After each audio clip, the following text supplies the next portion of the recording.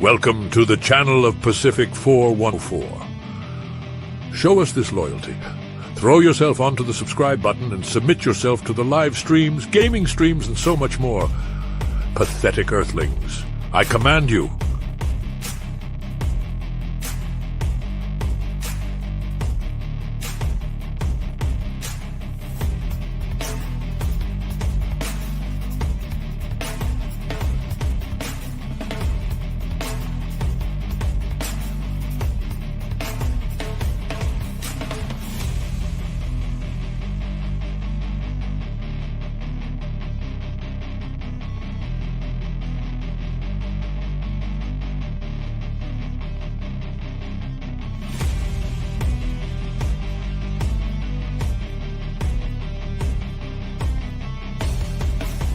Welcome to the channel of PACIFIC414. Show us this loyalty. Throw yourself onto the subscribe button and submit yourself to the live streams, gaming streams, and so much more. Pathetic earthlings, I command you.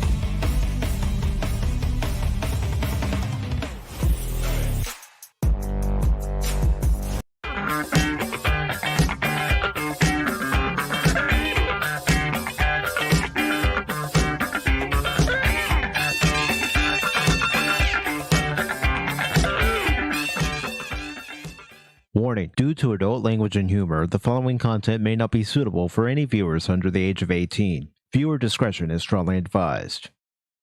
The views and opinions expressed during the following live stream or video content are those of the individual and may not reflect those of others. Thank you.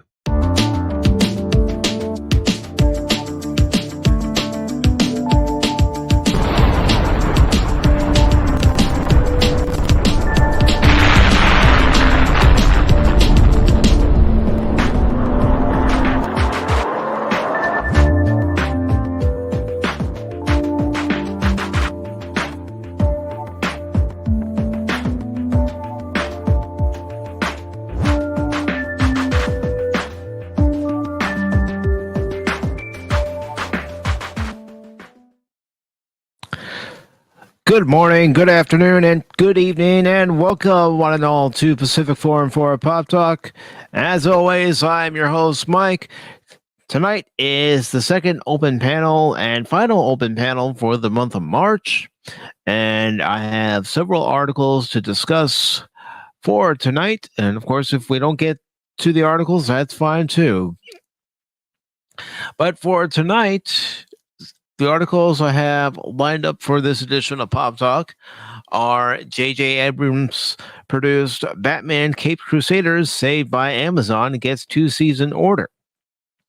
In other Amazon news, Amazon is laying off 9,000 more employees, including cuts at Twitch. So we'll read those two stories back to back. According to Superhero Hype, they're saying that William Dafoe is open to another Green Goblin appearance. And another article I have is IEW revealing a new Marvel artist exclusive. And the story I'm going to go ahead and lead off with for tonight is Capcom streams Mega Man NT Warrior anime on Twitch and YouTube. And the reason why I decided to lead off with this particular story is all due to the fact that I have been playing Mega Man 9, Mega Man 10, 11, Mega Man X, and Mega Man X2. I will be streaming Mega Man X3 at some point, but I still need to work out a few kinks as far as remembering what boss order to fight these robot masters in, where the hard tanks are, where the sub tanks are, but that it's coming. And I'm also thinking about streaming another game. I just have to be, careful about this particular game. And this particular game, I'm going to go ahead and say what it is Lollipop Chainsaw. So with that one, I may end up having to restrict it to anyone over 18 just because of some of the, language and some of the innuendos that go about the game and everything, just to be safe, on the safe side. But first, before we get into the articles, please welcome one of my co-hosts, Baron Orman. Volume wasn't working. No, this. But I still need to work out a few kinks as far as Baron, how are you doing? All right. While Baron's working out a few kinks, I'll go ahead and start off with the first article. And once I've read the first article, I will then put out the invite link for anybody who wishes to join the panel. Again, this is open to anyone who wishes to join. I ask that you save any and all promotion toward the end when I call upon you. So let's go ahead and get into this first article. And it's from Anime News Network. It was posted on the 20th. And it says, Capcom announced on Monday that it will stream the first 2 seasons of the Mega Man NT Warrior Rockman Execute anime based on the company's Mega Man Battle Network games on its Capcom USA Twitch channel from Tuesday to Friday. Episodes. Hello, Baron. I'll go ahead and start off with the first article. Episodes will stream on each of the 4 days from 1 p.m. Eastern Daylight Time to 10 p.m. Eastern Daylight Time. Article goes on to say Capcom will upload episodes on YouTube after they stream on Twitch. The anime premiered in 2002, and the first 2 seasons follow Mega Man Battle Network 1 and 2. The Kids WB block aired the series in the West in 2003. Goes on to say the anime got multiple sequels in Japan, including Rockman Execute Access, Rockman Execute Stream, and Rockman Execute Beast, and Rockman Execute Beast Starred. Goes on to say that Mega Man Battle Network Legacy Collection, a collection of the Mega Man Battle Network 1 through 6 Game Boy Advance games, will launch for Nintendo Switch, PlayStation 4, and PC via Steam on April 14th. The collection will feature 10 games, including alternate versions: Mega Man Battle Network, Mega Man Battle Network 2, Mega Man Battle Network 3, Blue, White, Mega Man Battle Network 4, Red Sun Blue. Already full of bloopers tonight. Song, blue. Sorry. That's all right. How you doing, Baron? I'm doing good now that I got everything all taken care of. Sorry about that there. I'm still displaced right now, so I'm on the phone. I'm over at the old man's place, so and he's chomping at the bit for the Don't worry. It's coming. I told him that. I said, hey, settle down over there. He's sitting in the chair. He's vibrating right now. And he's just, where is it? Calm down. Hold your horses. I like to read one article first and then open up the doors after I read that article. I know. Song, blue. It's a collection of Mega Man Battle Network games that are coming out. I might try them. I might not. I'm kind of partial to the classic series and the X series, but I got to get through the X series first. And yeah. Mega Man has always been one of my favorites, as I've said during the Mega Man streams. And when I saw this article, even though I've never played the Battle Network games, I thought, you know what? Yeah, it's perfect. It suits what I've been doing lately on the channel. Dying? Hey. What? Hey, none of that. Hold on. Oh, shit. And That's it. He's gone, folks. No, my phone had an Amber Alert for that was an Amber Alert. I thought it was a storm warning thing. It's like, they got hit with a storm. There he goes. Anti him. But I can't joke about an Amber Alert. That's sad to hear. Yeah, so anytime I hear an alert on my phone, especially around here where we can get tornadoes, we haven't had one in the time I've lived here, but it's possible. Anytime I hear it go off like that, I always check it. Oh, yeah. You gotta. I mean, here in Minnesota, the same thing. We have tornadoes. Tornadoes made of snow. That's yeah. Right. Yeah, I've seen videos of them. I was like, I don't want to be caught up in that. No. Well, considering that's where Dorothy's from here, so I mean, yeah, sure, they say Kansas, but it was issues. And before I open the doors for everybody to come in, I do want to say hello to Orca Boy himself, the one with the monocle and the silk top hat. Hello, Kane. Lord Crit from Everest Productions, who says, I can't wait to talk about X-Men 97 stuff. Actually, Crit, and everybody that's listening right now, I saw that and I went, who the fuck cares? Lord Crit does? Well, I know he does, and he's more than welcome to talk about it. But that was my reaction when I saw it. Well, you can tell how excited he is about it, by the amount of fart sounds that comes from his blowhole. He is very talented at that. And I also want to say hello to Kathy Skywalker. Good to see you, Kathy. Oh, hi, Kathy. And I'm making sure to star everybody who's here. This way I don't forget to thank you after we end the show. Yeah. And, of course, we have the Padawannabe. Who says, hello, I hope you are all doing well. Yeah, doing well. He wants to be, but never will be because the Emperor took over. Nice try. And of course, the old man who's, give me my link. I want my link.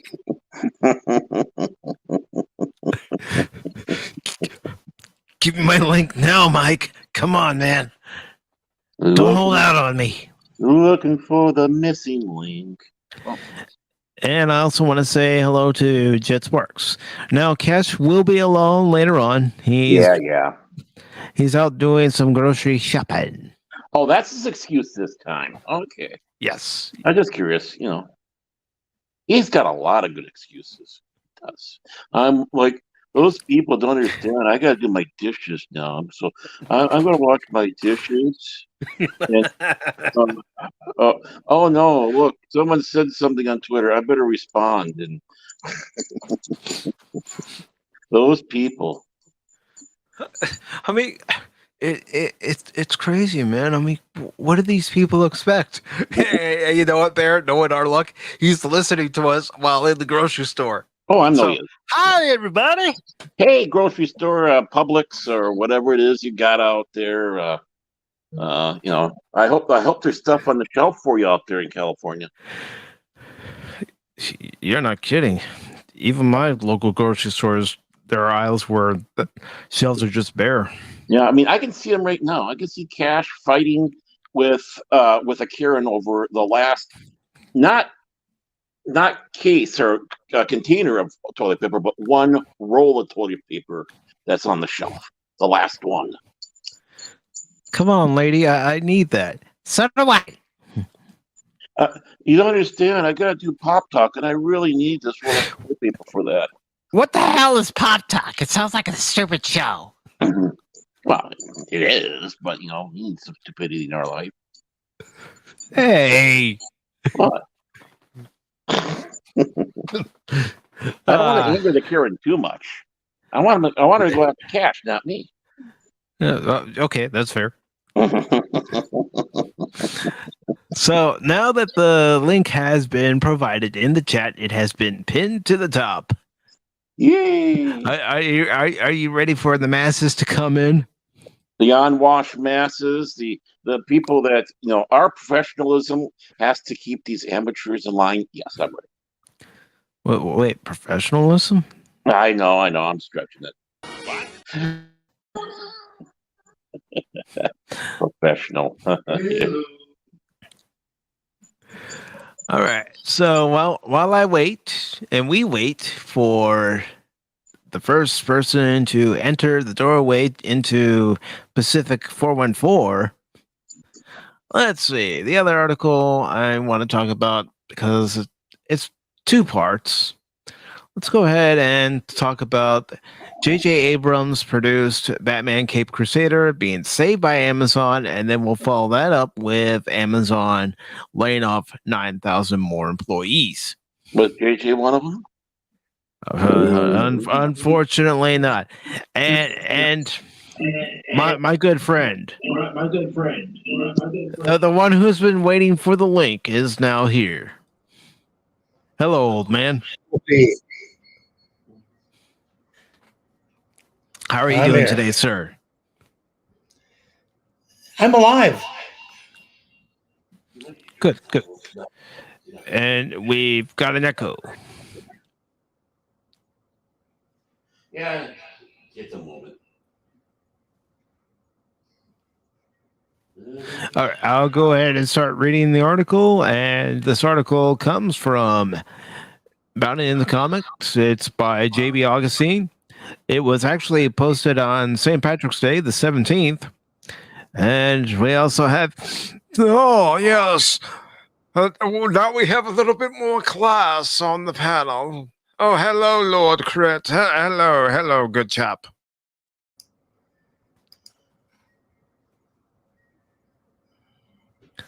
How's your blowhole, buddy? I want everybody to check out his new avatar. Yes, look at him, looking so dapper. Wow. Isn't that impressive? So weird. Oh, is this whale song? God, no. All right, so this article starts off by saying Batman Cape Crusader, the animated retelling of The Legend of the Dark Knight by J.J. Abrams and the Batman director Matt Reeves, has survived its stint in limbo. Knocked from its reserved seat on HBO Max by CEO David Zaslav after Discovery had a look at Warner's books, the nascent series found a new home in prime real estate. The Hollywood Reporter confirmed that Cape Crusader was picked up by Amazon Prime for their streaming schedule. The company went further than that and ordered a second season before the series has even aired. It was announced, very ballsy.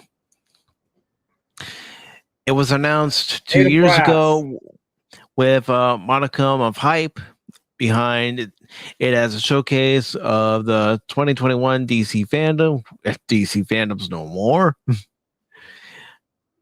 Goes on to say, after that news on its development went cold until it became clear back in August that Abrams and Reeves would be shopping around for a different streaming platform to take up residence at. THR reports that they were in talks with Hulu, Netflix as well, and for probably the first season only, which consists of 10 planned episodes. Goes on to say Captain America writer Ed Brubaker is on board and is said to be in charge of the writer's room to a degree, which means he has some pull. Bruce Timm is also back as an executive producer to use the opportunity to make a prequel of sorts to Batman the Animated Series. Sadly, he sent up some red flags too. Goes on to say, making a point at fandom to declare Cape Crusader will be more modern and inclusive for a show set in the 1940s, or holding on to the Gothic Deco architecture of the period. Tim left the impression that new series will be nothing like the old cartoon and sprinkle in its fair share of the wokeness already dabbled by DC, Marvel, and Hollywood in general.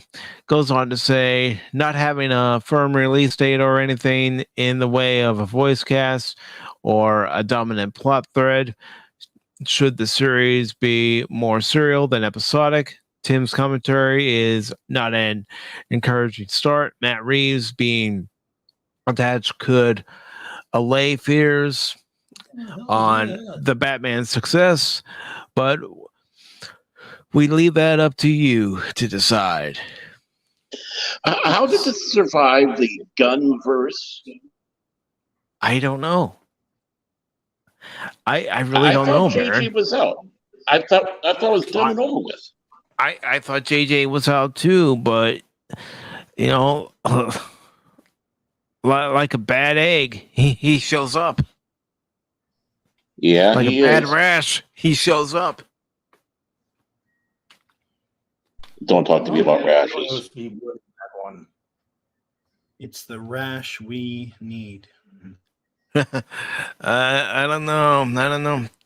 I like Batman the Animated Series. It was a great series, but to already hear that this series is going to be woke and have the talking points that Hollywood likes to ride the wave on, it doesn't leave any high hopes. Are you muted on the show?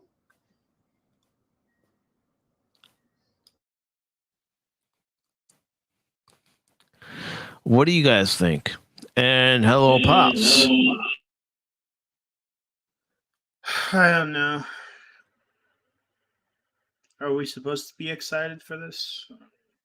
I guess we were supposed to be excited for it at one point, but I can tell you, it's not going to hold the candle to Batman in the Animated Series. And Pops does make an excellent point. Some of this is contracts they can't get out of, so they still have to send some of those shows somewhere else. And yes, Batman the Animated Series is the GOAT. And Pops, if you have time to hop on the panel, you're more than welcome to add your 2 cents, 3 cents, 4 cents more. And I also want to say hello to Jason Fox from 540 Studios. Welcome back, Jason. So, what do you guys have to say about this?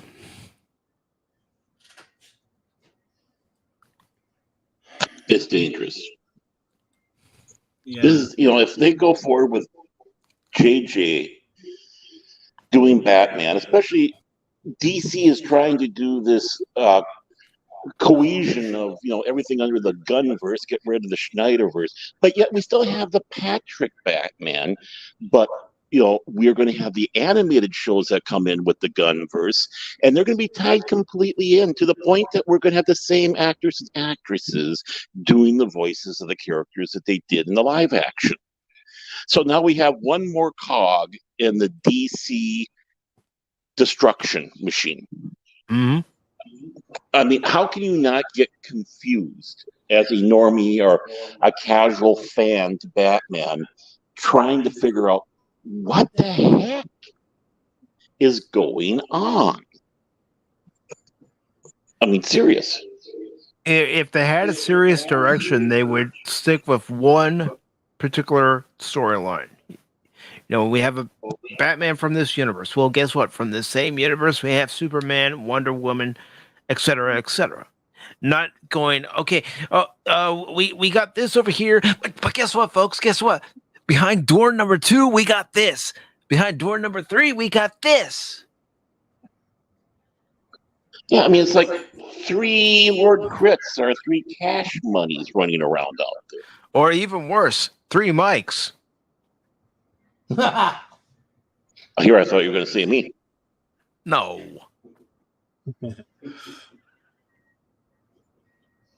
That's right. 3 Pacific 414s. That's a nightmare, folks. The multiverse. But which one of us is good? Which one of us is evil? Which one of us is like, I don't care? I'm evil. We know what? We need the crit. We know he's evil. There's no doubt about it. We need the crit verse. the crit verse. Oh, yes. In one universe, he wears a silk top hat, a monocle, and his cane. In another, he wears gold. Everything is gold. And in another The universe, new villain. He's already ruling it. And hello to Gap After Dark. Behind door number 5, we have Phil in Star Trek 5. Oh, no. All right. I'm going to play it. You can all thank Gap After Dark. Excuse me, I'd just like to ask a question. What does God need with a starship? And happy birthday to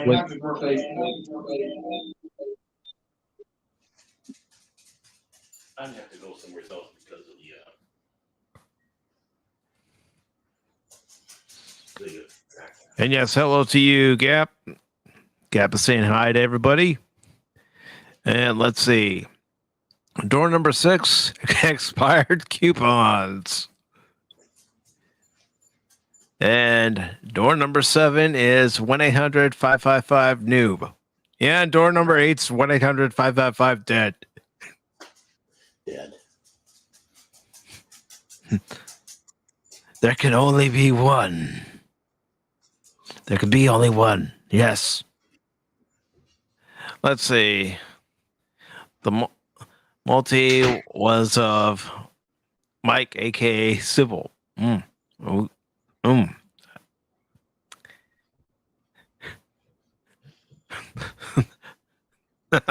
Yeah, Pacific 4 times 3, Pacific 1, 2, 4, 2. Yeah, that's my evil doppelganger. He might show up during the birthday stream on Saturday, April 1st.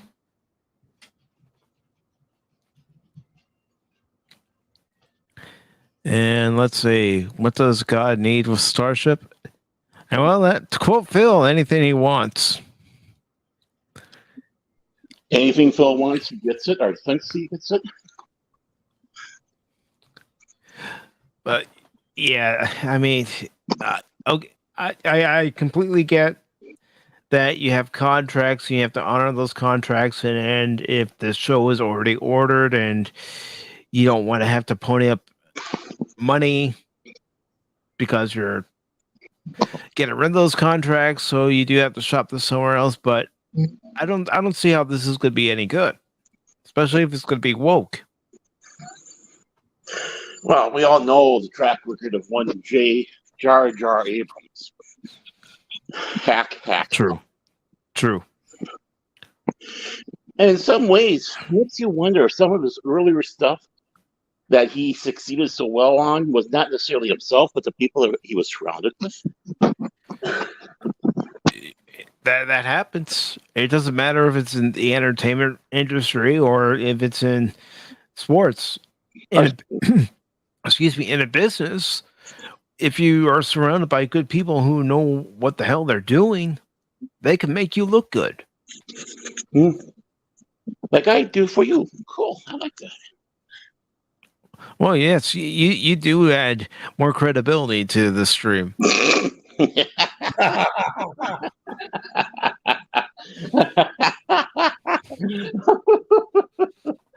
Notice I got he's a not lot. doing it for Sunday, but for me.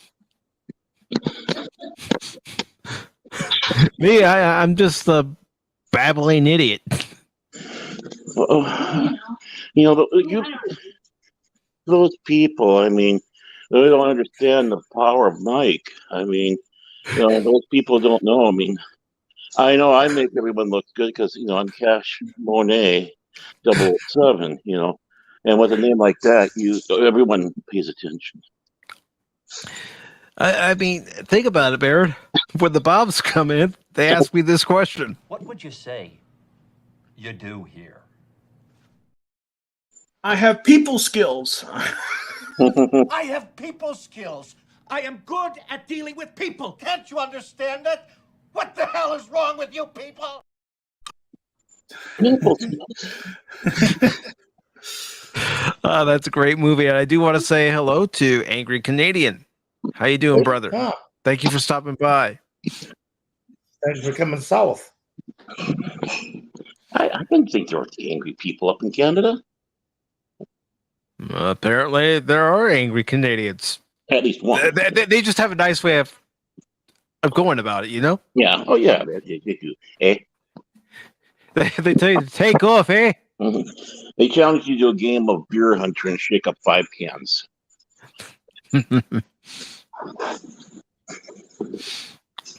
And hello to Storyman Jack. Good to see you. Once again, folks, this is an open panel.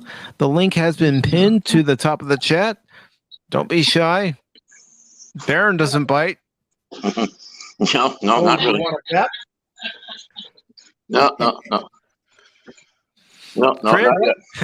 Crit, he's too busy looking at a nice diamond. Well, who knows what Chris looking at? You know, there's all sorts of strange orchid stuff on this. I'm actually doing AI artwork right now. Oh, are you on that mid Oh. streams, whatever? Well, we talk. Oh. No, I'm using another program Mm. that's not filtered, so you can Ooh. do whatever you want with it. So yeah. He wants orchid. I see. So I'm going to go ahead and move on to another Amazon-related story. And I will go ahead and put the link to the story into the chat.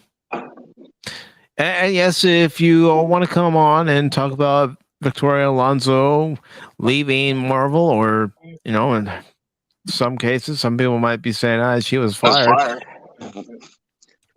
Whatever it was, she's gone. They came to a mutual agreement. Yeah, mind you, I used to work for Amazon until I quit. Well, yeah, you drove the little truck around and honked the horn and dropped the packages off. All right. So this article comes from Variety, and this article was posted on Monday. It says Amazon laying off 9,000 more employees, including cuts at Twitch. I saw that. It says after a strategic review, Amazon intends to lay off 9,000 more employees on top of the 18,000 job cuts it previously announced. CEO Andy Jassy said Monday, the latest round of cuts will most likely affect employees in Amazon Web Services, People Experience and Technology, Advertising, and Twitch division, according to JC. The company's senior management team expects to make final decisions on which jobs will be eliminated by mid to late April, the CEO said. This was a difficult decision, but one that we think is best for the company long term, JC wrote. The announcement of layoffs at Twitch follows CEO Emmett Shear's resignation last week from the post after 16 years at the live streaming platform. JC said Economic uncertainty drove the decision to make the latest round of layoffs after several years of Amazon businesses adding a significant amount of headcount. As of December 31st, 2022, the e-commerce giant had about 1.541 million full-time and part-time employees, up nearly 19% compared to 1.298 million a year prior. Goes on to say, for several years leading up to this one, most of our businesses added a significant amount of headcount. JC wrote in the memo, which Amazon shared publicly. This made sense given what was happening in our businesses and the economy as a whole. However, given the uncertain economy in which we reside and the uncertainty that exists in the near future, we have chosen to be more streamlined in our cost and headcount. Even with the additional cuts, Amazon will engage in limited hiring in strategic areas where we prioritize allocating more resources, JC said without elaborating. For the fourth quarter of 2022, Amazon sales were up 9% year over year, while net income came in at $278 million compared to $14.3 billion a year earlier, on higher costs and charges, including $640 million in severance-related expenses. For the first quarter of 2023, Amazon expects sales to grow between 4% and 8% compared with the year earlier period, in line with Wall Street forecasts. CFO Brian Olsavsky said last month Amazon anticipates lower growth rates for the next few quarters. And I'm not going to read the memo. I'll leave that for any of you who want to do that. But Well, let's just put it this way: the Bobs visited.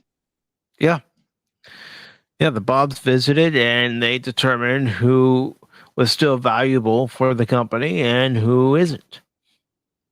So, JJ, what do you exactly do here? Oh, I create shows, and for this particular plot, there's a mystery box. Great, another mystery box, and I do want to say hello to Real Wade Gaming Clips. How you doing, Wade? And Gap is saying hello to Wade. Well, that's darn nice of him.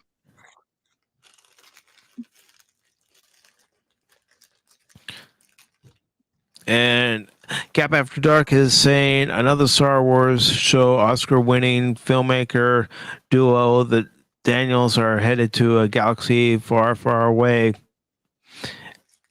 The pair will direct a series. Really? Let me grab that link from you, Gap.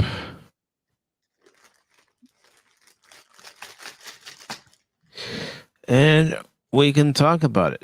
But before we get on to this story provided by Gap After Dark, what do you guys think about the layoffs?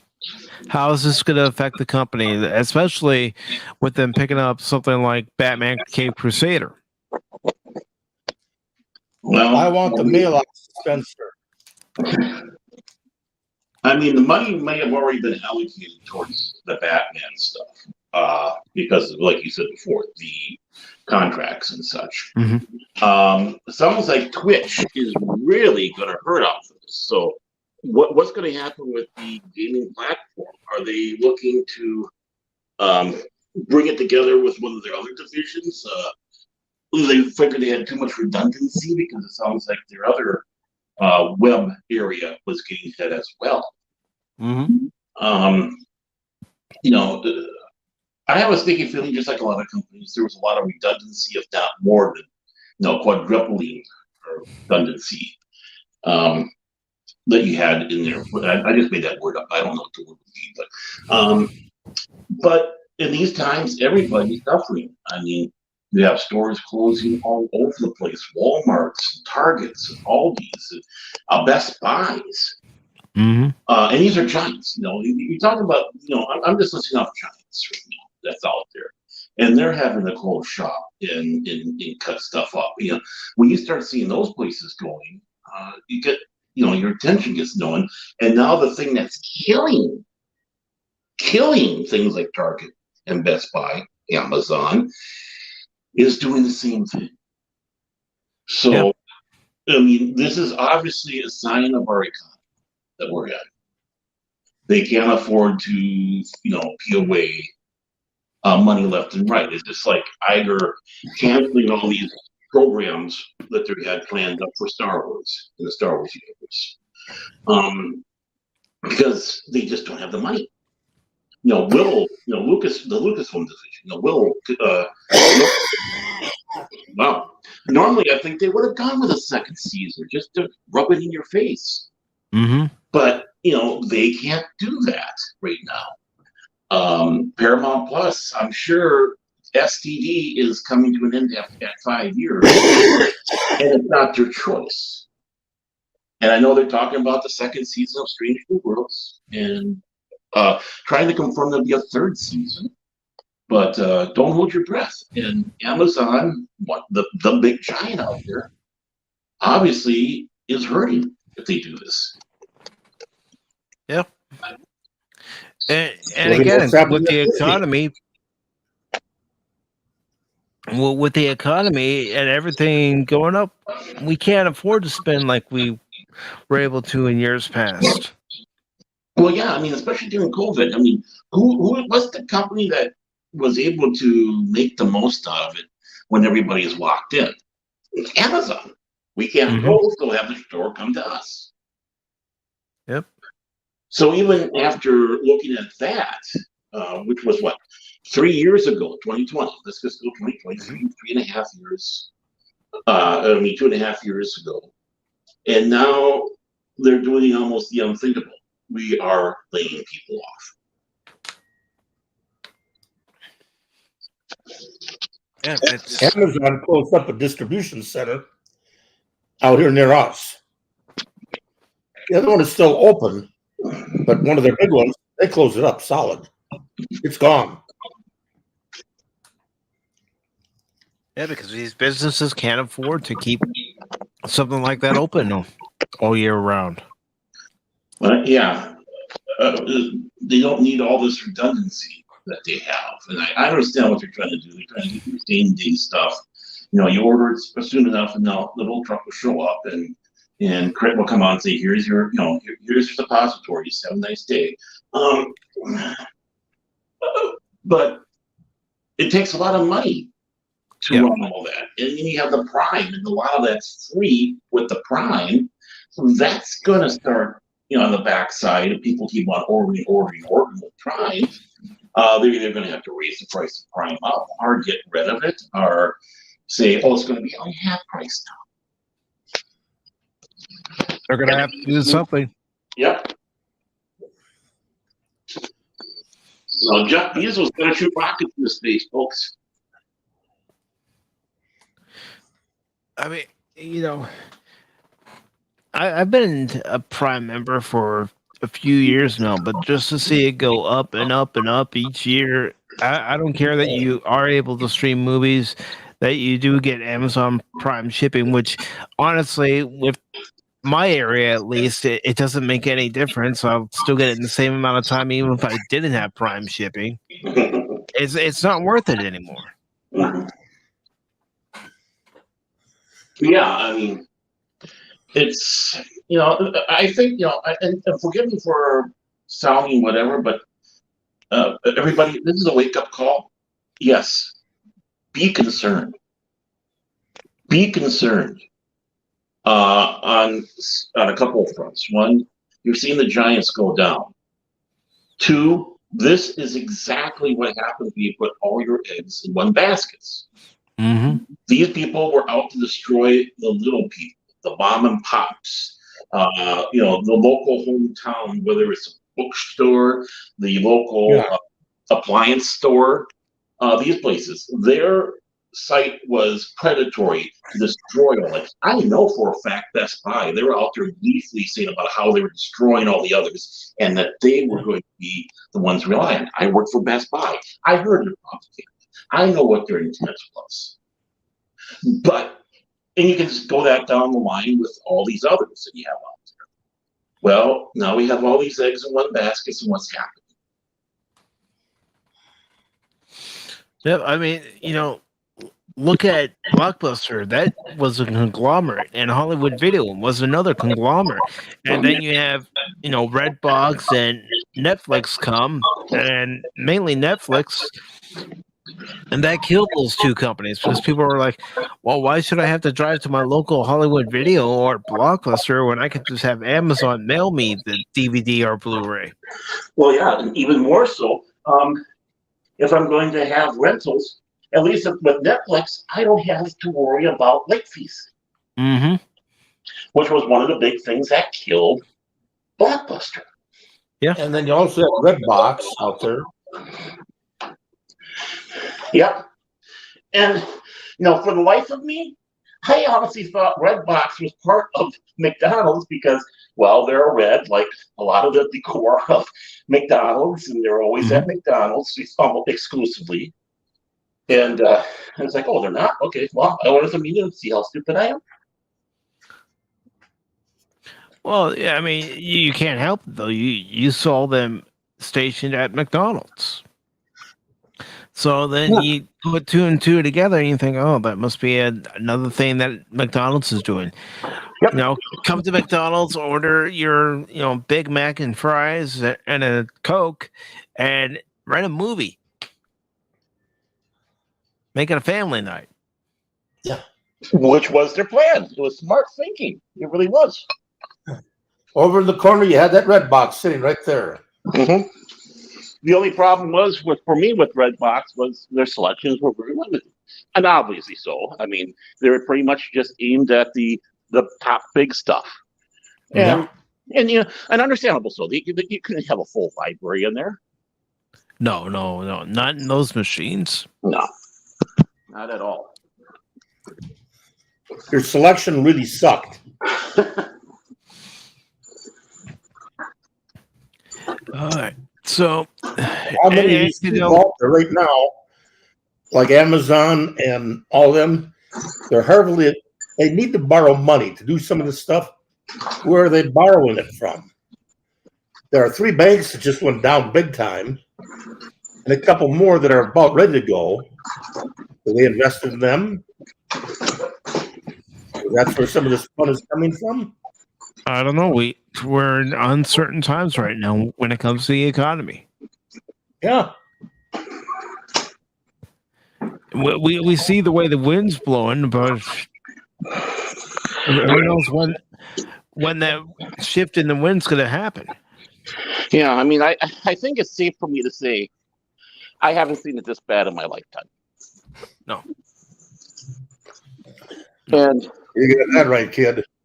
And we haven't seen it this bad since 100 years ago. Mm-hmm. I was just going to say, my grandparents would probably have a few things to say about what's going on right now. Mm-hmm. 99 years ago to be exact, but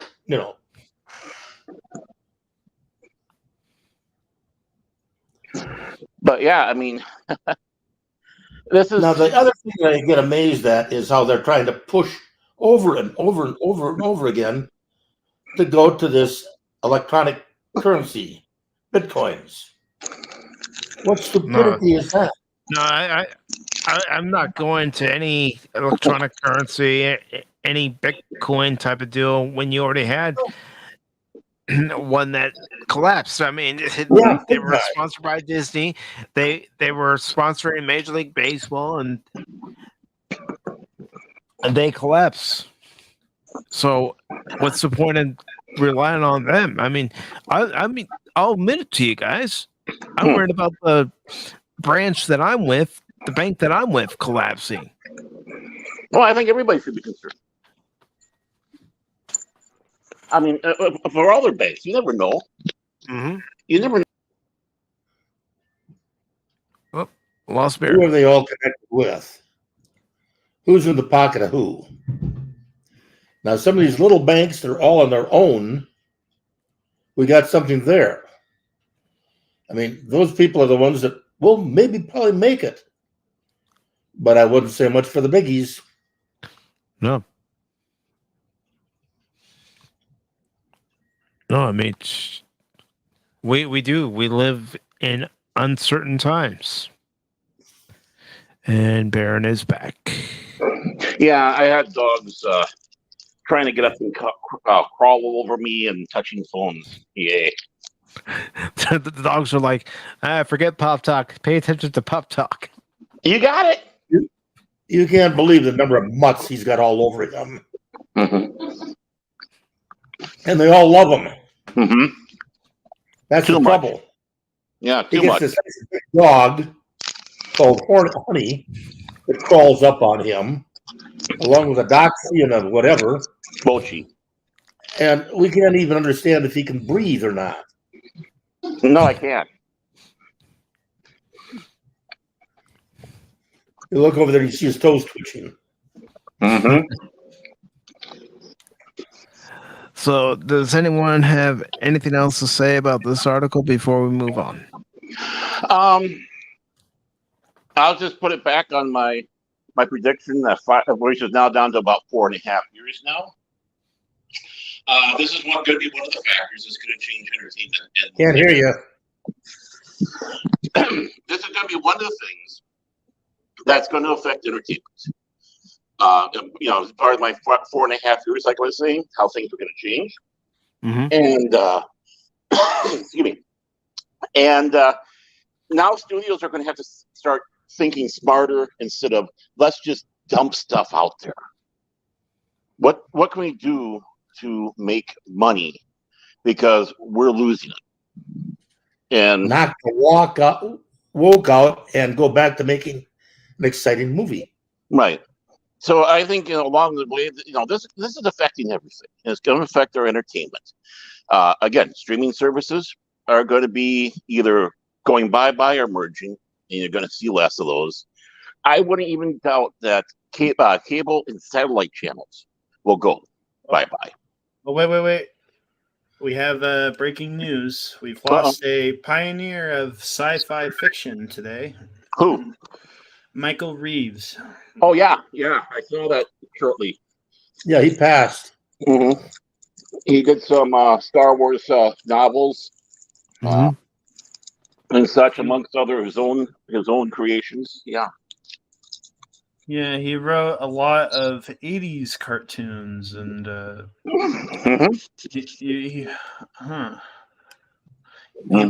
you have the article, Crit? He's head writer of Batman the Animated Series. That was one of the right. Yeah, I have it. I'll post it in private chat. Thank you, he died of I think complications of Parkinson's. Ooh, nasty. Mm-hmm. Well, I wish to send my condolences and the condolences of the panel to his family for his loss. Absolutely. Mm-hmm. So yeah, I mean that's again, we're starting to lose the talent, and you start taking a look at the quote unquote talent pool that's left behind. And it's like, you gotta be kidding me. This is it. This is all we got. Yeah. You knowing my pronouns and all this stuff is more important than my actual work that I've done.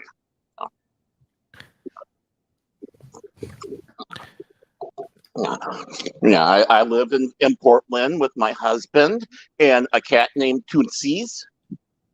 And we go horseback riding. And, okay, well, the cat doesn't like horseback riding. No.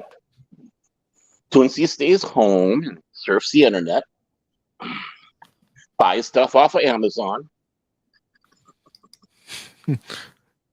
Maxes out the credit cards. Yeah, there we go. Yeah. Mm-hmm. Yeah, I mean, it's really a crime on Michael. He's 4 years younger than me. mhm. Yeah, he's a young man still, in my opinion. Yeah. Yep. In my opinion, he's only 72. I'm 76, and I figure I'm good for a few more years. And the thing is, sadly, of course, he was ill with the Parkinson's. But if he wasn't suffering from that and still alive, he should be one of the people they should go to the tap for talent. We're doing this new Batman thing. We work on this, or we got this new Star Wars project. What do you think? But they ignore these people. About the only one they go to, and this is no slight against him, mind you, because he's too much of a giant. But they always go to Tim all the time. Because of course Thrawn. I mean, you had Luchenko dipping his toes in this new universe, and he's not there no more. I think he realized what a shit show it is. And then I think you got one other or whatever from the old guard of Star Wars. Yeah. These are the ones that need to tap and help usher in. Grab these new writers and story group people and guide them, but they don't want to be guided. They think they know it all, just like me.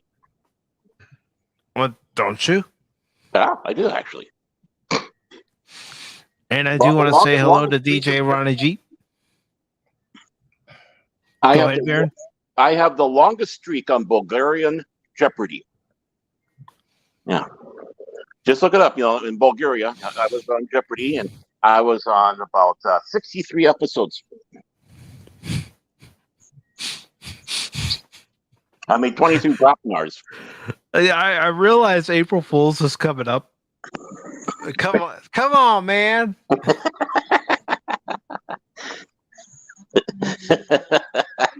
He's got a honey wagon right outside the door. Well, I got a honey right next to me here. Oh. Well, that was for all you people that know what a honey wagon is. Oh, I know what it is. You do. Yeah, don't drive behind one with a convertible down. Oh, no. But a bump. Mm-hmm. No, it's kind of sad to see that. Every time you see these people going. I mean, even though I don't think much of them, Troy did. These people. I'm starting to sound like Cash now. These people, their work, their knowledge, how to craft stories and such. Disney should have grabbed them up, but no. Pablo Hidalgo and KK and all the others with their ego, and they're not wanting to tell stories. Let's do propaganda and Pablo.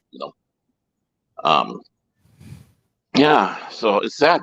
I mean, when just thinking about actually, I was thinking about him when you were talking about this Batman, that JJ have. It's like he would have been perfect for it. Yeah. Yeah, it's like with Picard, what we've seen of Picard so far. They really could have brought in, Ronald D. Moore if they wanted to, Robert Hewitt Wolf if they wanted to, anybody who wrote for previous Trek besides Terry Metalis, so they can formulate a good story. Mm-hmm. But no. And gentlemen, please welcome a gentleman who I admire. He tells it like it is, and it's the honest truth. He likes to talk hard. Please welcome Pops. Hey, everybody. Hope everybody's doing well. Doing well, brother. Hello. Awesome. Thanks for having an open door. I only have a few minutes, but I thought I would come by and say hi. I don't always get a chance to. And this would hit me kind of hard, man. Michael Reeves. I've been doing this Batman animated series retrospective, and this guy was really integral in doing some of this stuff that I just love. I mean, I can't, Mask of the Phantasm, wrote the screenplay for that. Feet of Clay is a great episode, possibly one of the best. You know what I mean? There's so many great things that he was able to contribute to the fandom that we love. And yeah. I mean, you talk about one of the main cogs for the series. He was it. Mm-hmm. Yeah, he wrote quite a few episodes. I don't know how many. I'd have to look it all up, but I know he also worked on Gargoyles. People just love that show as well. There's some other stuff that he's did. He just, he worked on like all the animated shows. I know he worked on like Batman Beyond and Superman as well. Just a really prolific guy that nobody knows much about. You know what I mean? Mm-hmm. Mm-hmm. Mm-hmm. And even his novels are good. I mean, he sits down and writes a good book. Yeah, I'm not as familiar with his books. Do you have certain ones that you'd recommend?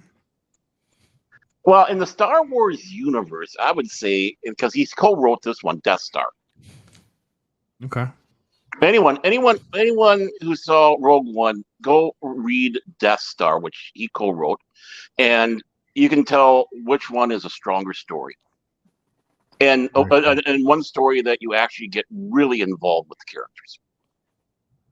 I know he worked with the Sandman creator too, Neil Gaiman. Yep, Neil Gaiman. Yep.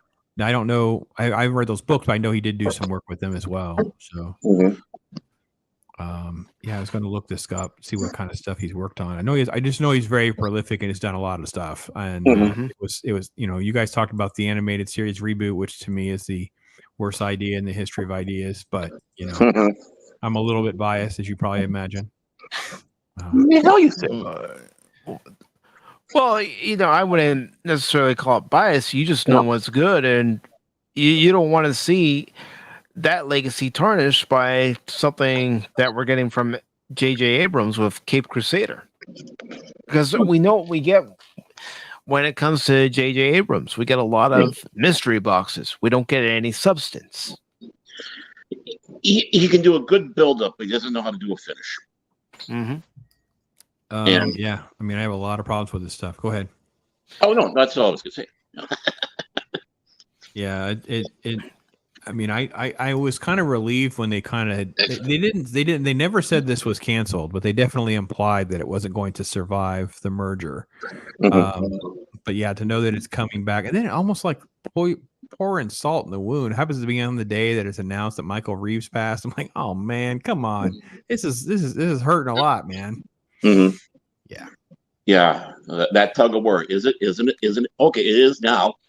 For all we know, that might go away in the next few days or weeks, which we can hope. Yeah, I got a feeling though that some of this stuff is happening or surviving because of financial reasons. Like they just can't get out of contracts. They can't, pull free of obligations. I think that's another reason why they let Henry go. Is Henry's contract was they could probably cut ties and move away. I don't think all of this is based on creative decisions. They'll say all that, but this company is hanging by a thread financially. So that was one of my biggest objections with the plan of the 10 film plan or whatever. I'm like, you guys don't have any money. I don't even know what you guys are thinking. So, well, not only that, you're doing a copy and paste to Marvel. We don't want to copy and paste to Marvel. It's done. It's old. It's tired. No, do something DC related, not Marvel related. Well, they're always late to the game. They screw everything up. I always go back to my prime example has always been Catwoman. I just can't get over Catwoman. Like you cast Halle Berry and she's the only black character in the movie. Like it's so dumb to me. I remember sitting there and I was like, what the heck am I watching? This is so, So at least she was fun to watch, at least. Well, I remember watching Catwoman, and my mom asked me, "Well, what do you think of the movie?" I said, "The only good thing about it was looking at Halle Berry. That was it." Right. Yeah. Well, how much do you think it was the fact that they were confused after Burton doing the first two Batman films? Now, of course, he had Schumacher come in and just absolutely, throw excrement on the wall for the last two, but them trying to do a Burton-esque and keep that film, that feeling alive without having Tim Burton and then losing the way. Personally, I just don't think they're that smart. I mean, I think they're just so incompetent that basically Halle Berry is a hot commodity. They figured they could lock her into this project. They threw it all together, and there's no one in the room because I think the guy that directed it isn't even like a mainstream director. He's just like some guy. He's like I don't even know the guy's name. I know he's not from here. He's like French or something. And it's like, well, did you even remotely try to make this a good movie? Like there was no effort whatsoever. I told my wife, I said it's literally like the torture. As someone that loved Batman, it's like my favorite character to have to see that Catwoman movie again.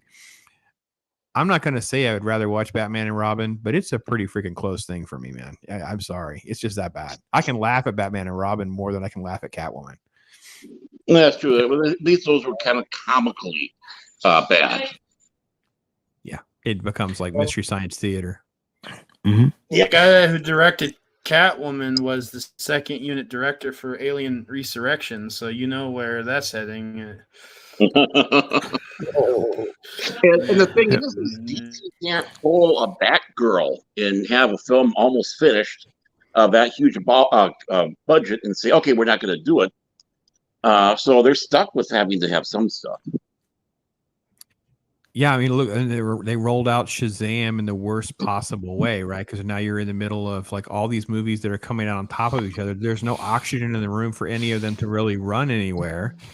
John Wick's going to come out, Mario's going to come out. Like there's just D&D's coming out. Like it's all just such a cluster. I don't even know what to say about it all right now until I see otherwise. And getting to Michael Reeves, I'm looking at all his credentials here. He worked on Spider-Man and His Amazing Friends, He-Man and the Masters of the Universe, Dungeons and Dragons, The Real Ghostbusters, and Teenage Mutant Ninja Turtles. His most prolific work during the early part of the decade was The Smurfs, which he wrote 63 episodes from 1981 to 83. Live action projects included The Twilight Zone, Star Trek The Next Generation, 1990s Flash, Father Dowling Mysteries, and it says he made his comic book debut in 1987's Teen Titans Spotlight, number 14, an issue featuring Nightwing and Batman, which he followed with 3 issues of Eclipse Comics' futuristic sci-fi cartoon series, Fusion, written with Steve Barnes. So, I mean, Michael Reeves was a part of my childhood, parents' childhood.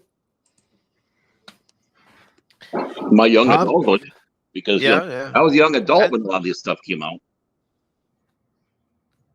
And I was an old fart. These cartoons, man, they were just so crucial to so many people's childhood. Yeah. Mm-hmm. Yeah, very. And again, I think Mask of the Phantasm is possibly one of the most underrated films of all time because it's an animated film. You know what I mean? Like people just don't give it the credit that it deserves because of that. And that's a shame. Animated films should and television series, if they're good, need a lot more I don't know what exposure I was going to say, but give a lot more credit for the art that they are. In some ways, they're harder to do than a live action film. When you think about, the art process, frame by frame, with the art, and I know a lot of stuff's done with computers now too, but that's still a lot of work. And then the talent having to, work as like a radio show, not even necessarily talking with each other. It's like, okay, we have this guy blocked for this section, this guy blocked for that section. So not necessarily even interacting with themselves. And then you have a wonderful product that comes out. It should be appreciated more. It really should. Mm-hmm. It's art. A lot of people don't understand either that a live action movie, you've got a star out there. If they injure themselves during the action, how many people go out of work while they're not able to work? All those people. In an animated, you can have the character do everything and anything, entertaining to the people to watch, and nobody loses a job. Yeah, actually, go ahead, Pops. Go ahead. No, you can go ahead. I'm going to circle back to the Batman animated series when you're done. I was just going to say, with voice acting, you just have to make sure that the actor doesn't strain their voice too hard when they're yelling and screaming if it's part of the storyline. I know. With Batman animated series, what really is fascinating is like the the creative process and then the broadcast timelines are completely different.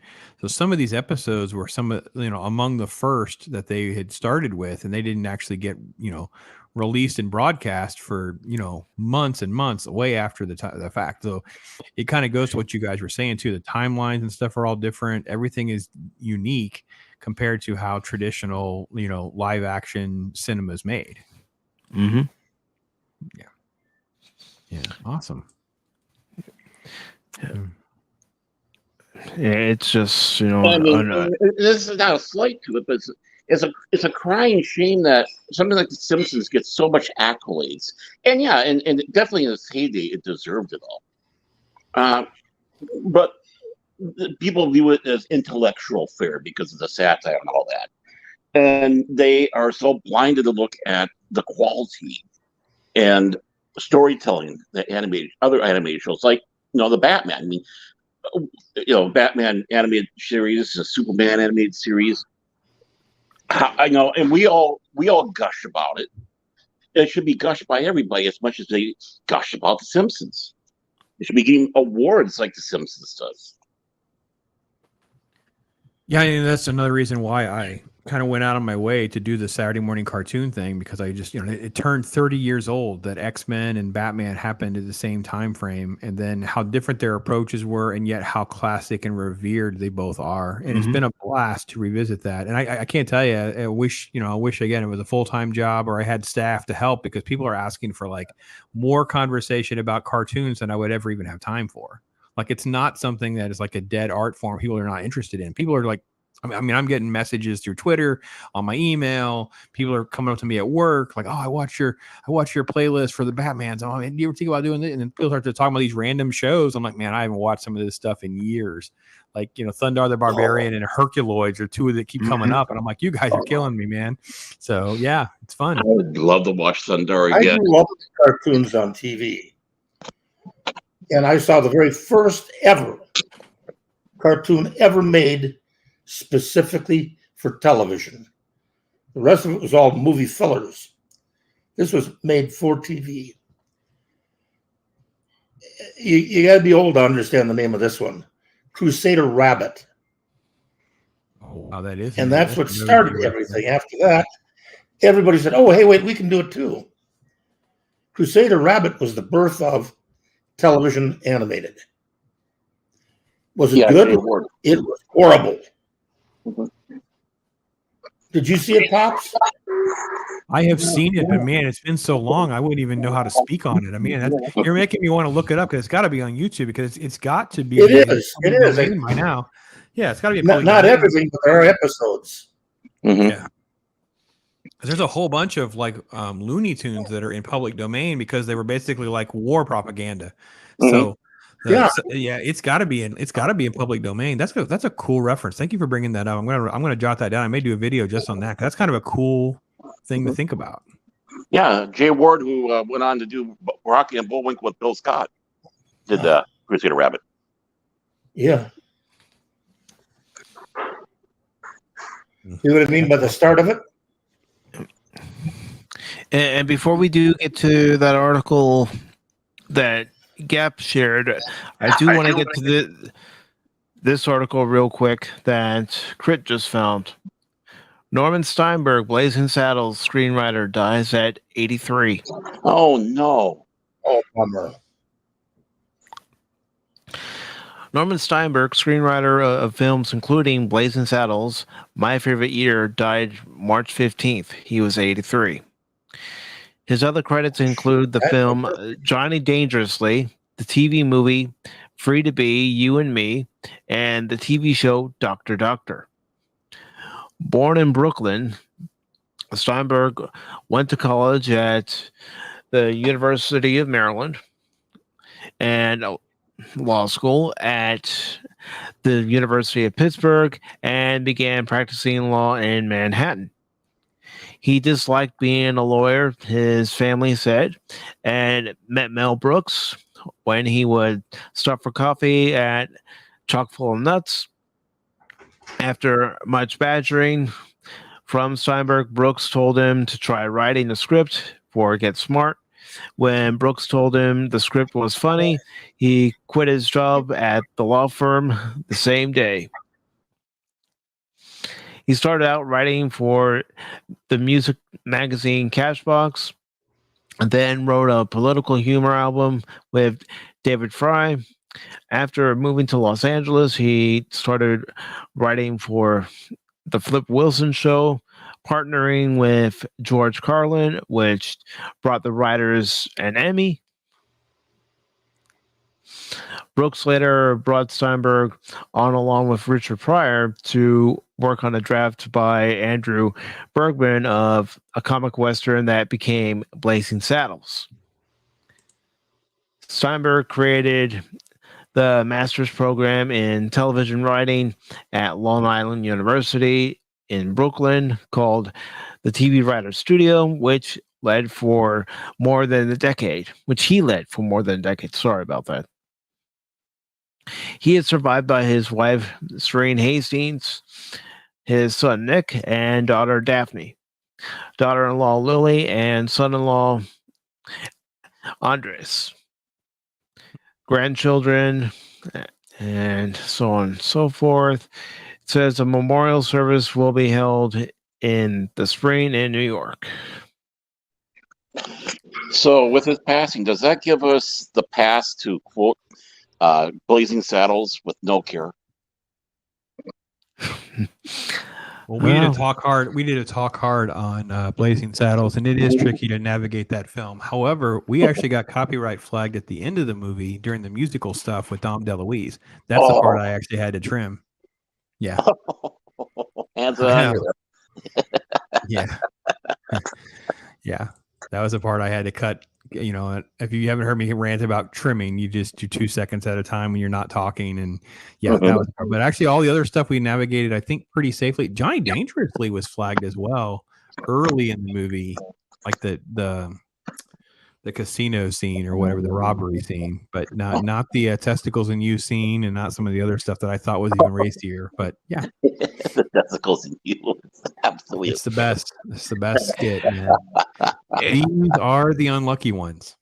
The wheelbarrow. And it's tricky when you're doing a live stream and you're showing different things because you don't know what's going to get flagged, what isn't going to get flagged, because the things that you're trying to make sure don't get flagged are completely ignored by the algorithm. Mm-hmm.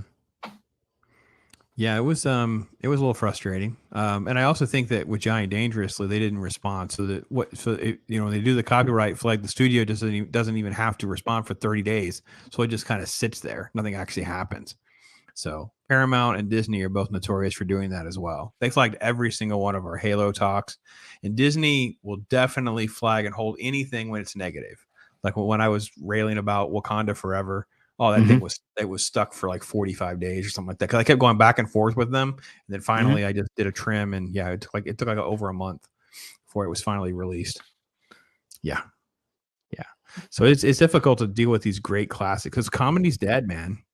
You know, there's no comedy. That's part of my brand. It's like the RIP comedy right now. It's just insane how bad people are. Can't laugh at themselves or other people properly. No. And if you watch some of the stand-up comedians that are out there now, I don't think any of them are funny.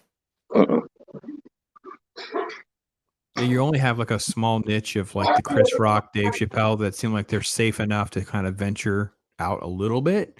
But even then, let's just be honest, they know what they can get away with. They're not actually going to do things that are, going to really push the envelope again. No, never. Yeah, I mean, gone are the days. They're too afraid to. They're too afraid. I mean, comedy was about poking fun at everybody. Mm-hmm. Yeah. Especially Mel Brooks. Yeah. And now everybody's walking on eggshells because they don't want to offend somebody. Yeah, like I'm not. I offend everybody. Aren't you usually offended because you're on Pop Talk and you're with me? Yeah, well, that's different. It's a contract. I signed the contract. I should have my lawyer look at it. Well, what contract? You know hand you a contract? You know the contract. Under duress. He sounds like a WBD attorney. What contract? I don't know what you're talking about. Exactly. Good old Winston Churchill. So you offended somebody. Good. You Yep. finally stood up for something. Mm-hmm. Well, I mean, comedians are basically the modern day fools. The modern day fools were the ones that were able to say whatever it was in front of the king and not have to worry about losing their head. But now we can't let the fools do their jobs. No. No, and shifting gears, this story was provided by Gap After Dark from Starburst magazine. And it says the Daniels directing Star Wars Skeleton Crew. I still don't believe it. I'm still waiting for something to drop because it's like, do they not understand that they're going to give up all their control to work for the Mouse House? I mean, I know they're the hot commodity right now after the Oscars and stuff, but I almost feel like this is what was her name? Chloe Zhao all over again. Like, it's do you understand what you're doing? Because I don't think you do. You're not going to get to actually do anything you think you're going to get to do. Gentlemen, I'm going to have to drop out for a little bit. I'm being yanked away, so hopefully I'll be back later. All right. Okay. Take care, everybody. Good talking with you. Take care, Baird. Mm-hmm. Yeah, take care, buddy. And you too, Crit. See ya. All right, so I will read this article in just a second. I'm just putting Baron's link into the chat for anyone who is not subscribed to Baron Orman Tag's Fandomology. This article starts off by saying Oscar-winning filmmaker duo, the Daniels, Daniel Keene and Daniel Schneider, are headed to a galaxy far, far away. And it says the Everything Everywhere All at Once team is working on the Disney Plus Star Wars series Skeleton Crew. The Hollywood Reporter reports that the series began filming over the summer and wrapped recently, but as with all Star Wars projects, the series has been shrouded in secrecy. Even as we learn of the Daniels' involvement, it's unknown whether they are directing just one episode or more of the show. Goes on to say Skeleton Crew stars Jude Law in an unknown role and hails from the MCU's Spider-Man trilogy director John Watts. It centers on a group of kids lost in the galaxy who are seeking a way home. Set in the New Republic era, around the same time as The Mandalorian, the series is executive produced by Jon Favreau and Dave Filoni.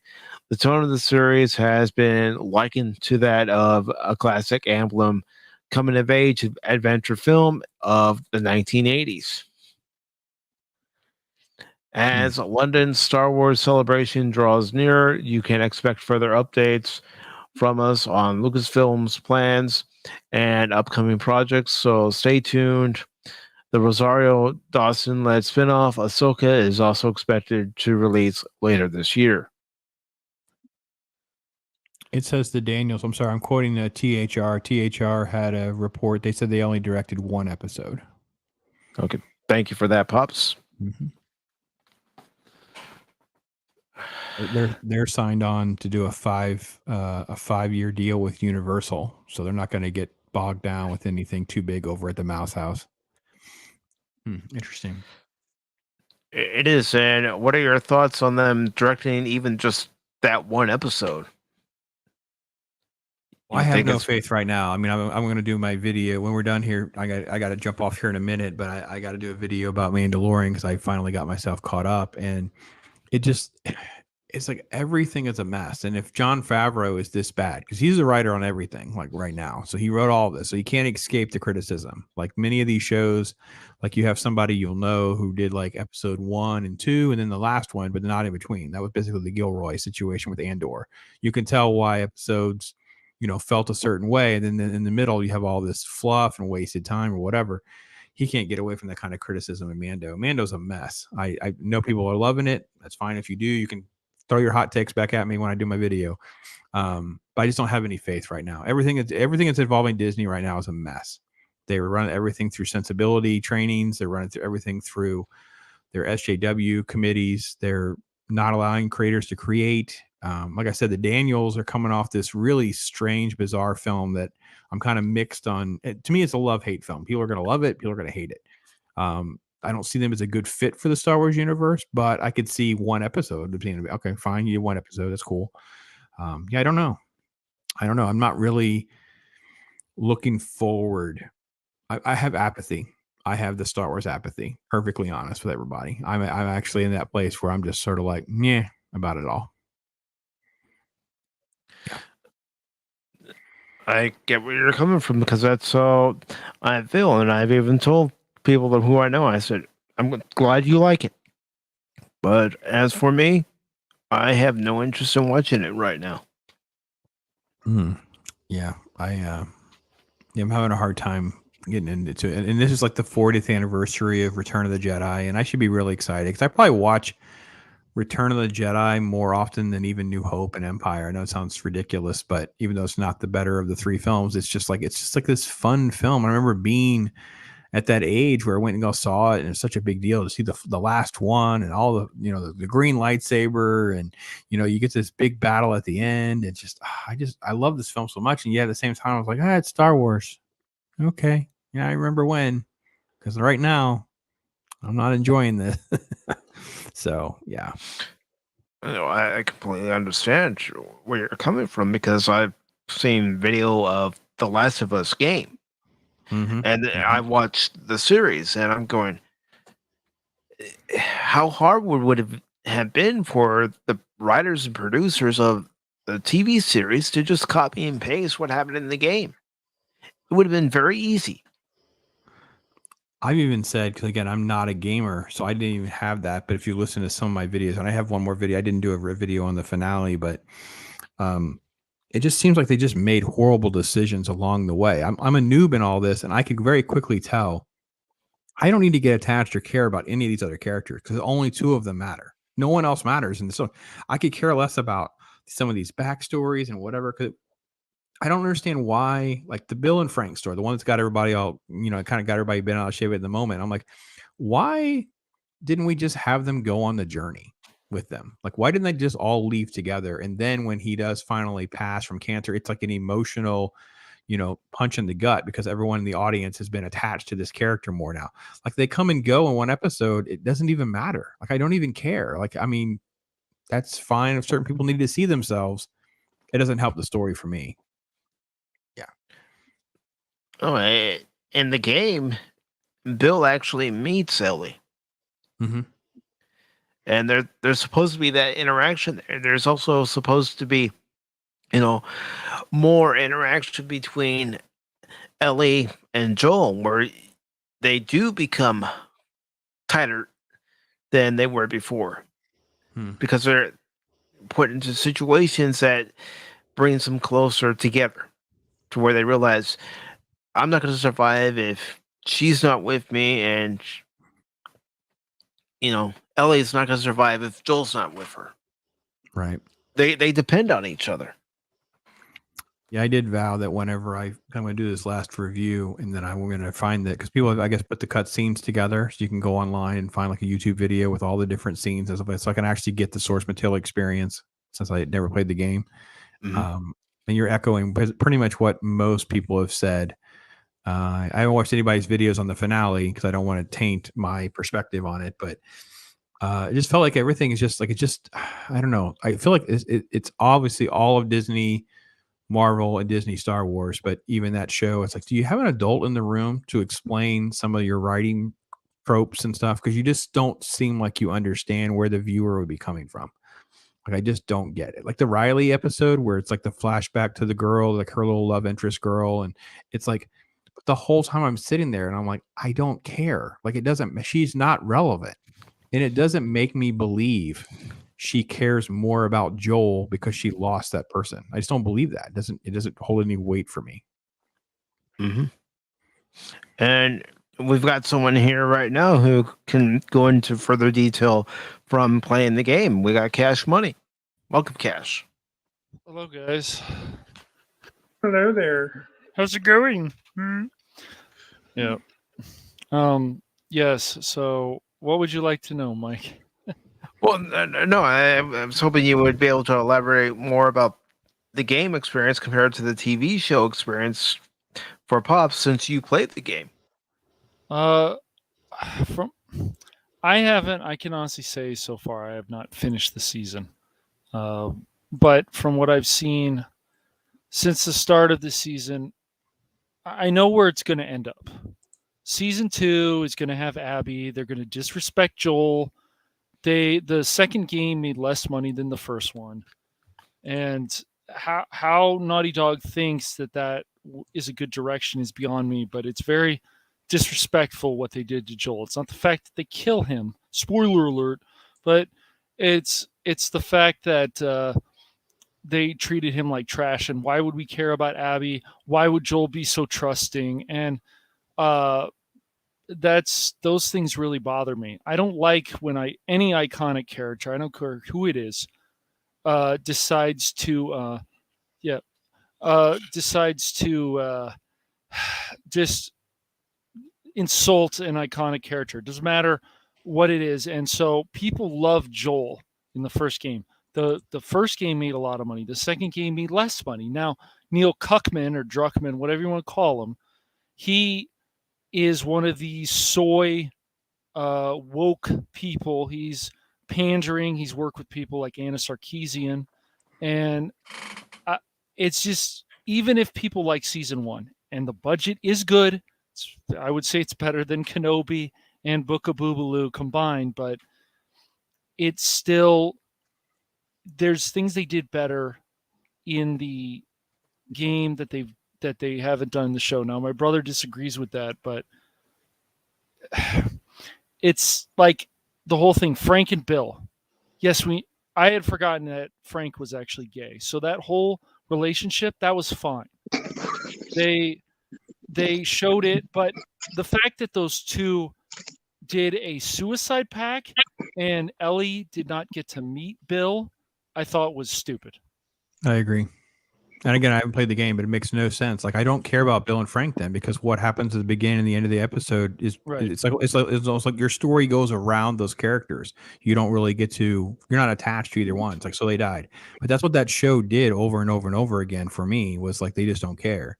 And I will admit, especially certain episodes, the world building, the money that they spent, how they spent it, there was a lot of things that were very positive, especially in comparison to the examples you gave in Star Wars, where they're in the volume. But at the same time, by the time you got to the last, I don't know, one of the last 2 or 3 episodes, I don't even know if there was any infected, or I guess what do they call? I don't know what all the infected zombies are. It should be okay. Yeah. Yeah, they're never there. Clickers and stuff. Yeah. Yeah, they're never there. It's like a knockoff of Walking Dead. It just become a knockoff of Walking Dead at that point. Right, and in the game, you've got the rebels type people. They're fighting the humans. Joel and Ellie go through a lot of hell in the first game, but other things like where they explained Ellie that she's gay, but when you played the DLC, they explained why she's gay, why this is interesting, and why, but it was only part of her character, and so I just didn't like that whole thing with Bill. Other people don't care about it in the group that Crit and I know, and that's fine. I need to still watch the other episodes, but still, I know where the show is going. Abby is going to take a 9 iron or whatever to Joel's head. That's what happened in the Last of Us 2. It's going to happen in season 2. Well, unless they decide to change it all up and go their own way. Unless they decide to do that, but I don't think so. It sounds like they're already casting somebody for Abby, so I think it's still going to play out that way. Mm-hmm. Yep. And hello to you, Daryl. Hello again, Daryl.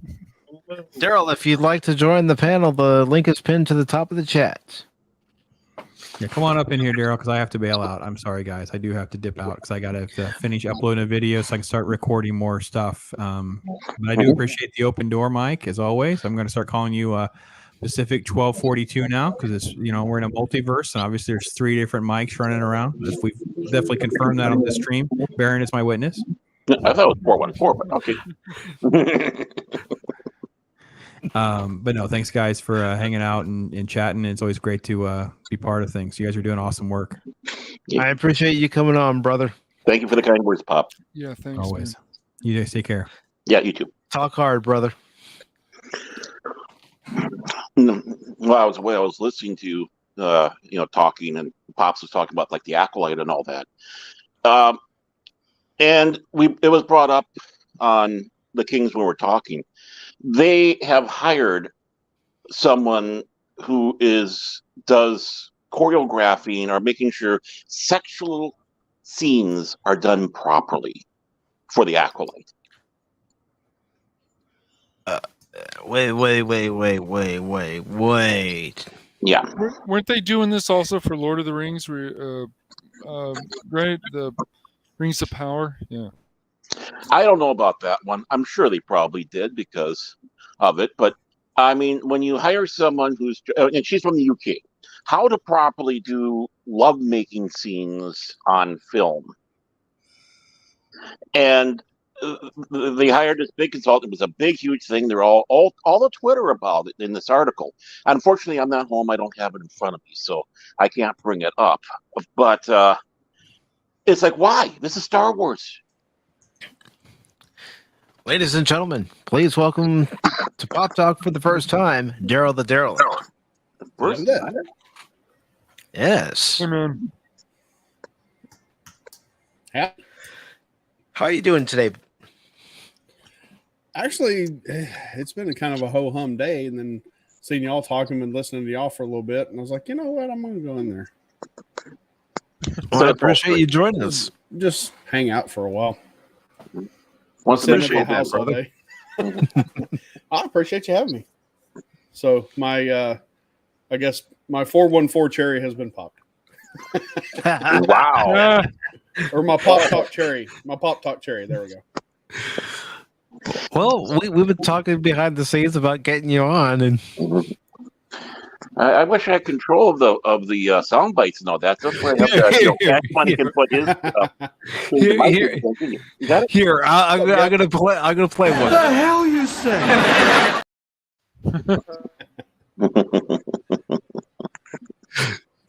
So, play another one. Surely you can't be serious. I am serious. And don't call me Shirley.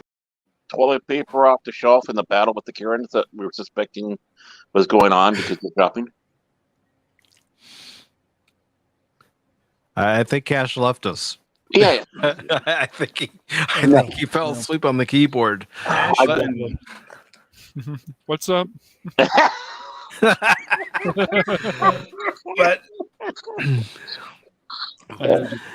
But anyways, Gerald, to catch you up on some of the things we were talking about is Batman the Cape Crusader, the series that was dropped by HBO Max, has been picked up by Amazon, who is also laying off 9,000 workers.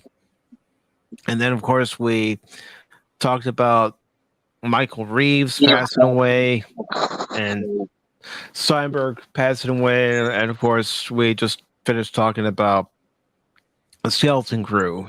And my question to you, Daryl, is there anything that you'd like to talk about as far as pop culture related or anything? Well, first, a comment on the Batman thing moving to Amazon. I mean, after what they did with Rings of Power, who wouldn't be excited for that? Well, did you ever try to give that? Did you try to give that show a chance at all, Daryl, or were you just like, I seen the trailer and I don't care? I tried to actually watch the first episode of Rings of Power, and I couldn't even make it through 10 minutes. I don't even recall what I saw because it was just so bad. I didn't think the first episode was that bad. Here's my things on Ring of Power. I think everything with the elves and what was it, the dwarf? Durin. I thought that was, I liked it. I liked that stuff. But everything with, what's her name? I forgot. I know Guy Ladriel. Yes. That I mean, I wasn't really impressed by the story too much. And I really just wish they would just go back to the dwarves, because I thought the dwarves was solid, and then they were like, oh, the Balrog is gonna come back, and like already in the story.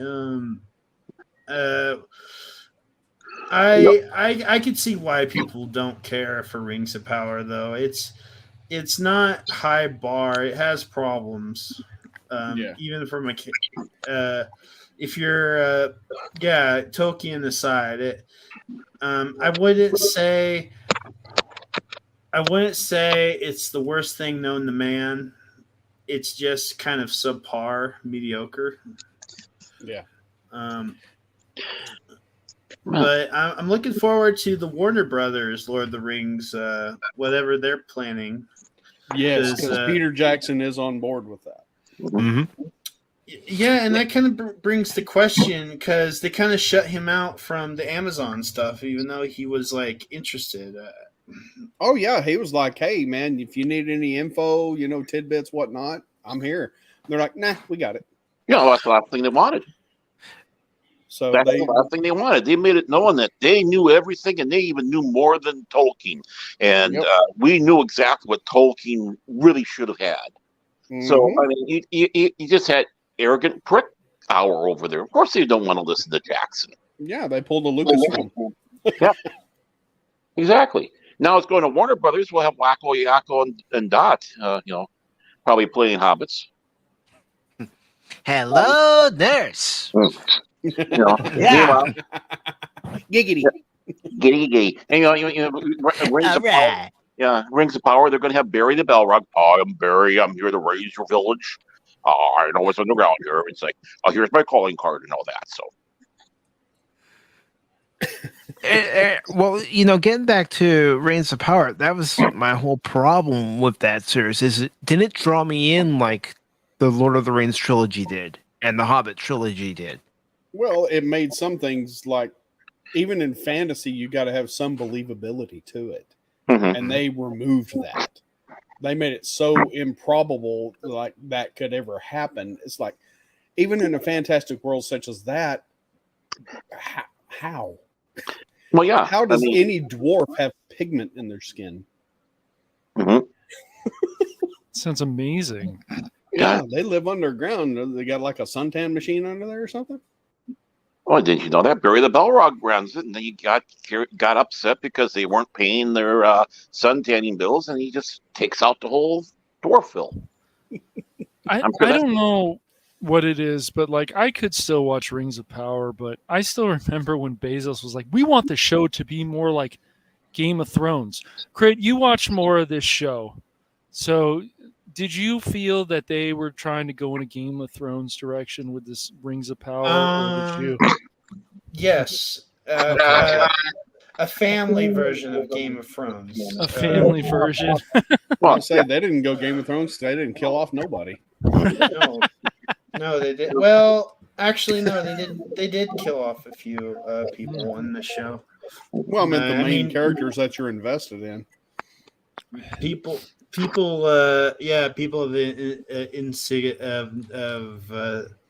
whatever. So people, side characters.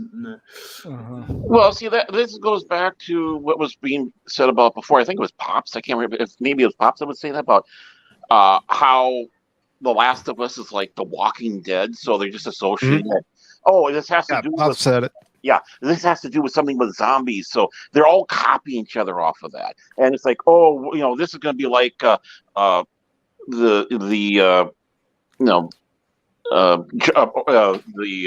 George R.R. Martin. I just got a mail block on his stuff here. Right. But we're going to do Rings of Power like that, where that show was kind of doing an adult version of Lord of the Rings, which was George R.R. Martin's ideas.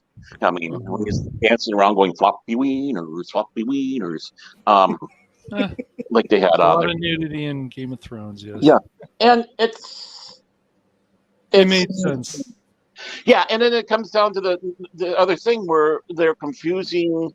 They don't have any difference between what Star Trek and Star Wars is. It's like, oh, it's all the same. They don't understand the boundaries. Yeah, you can't group those two into the same category. Right.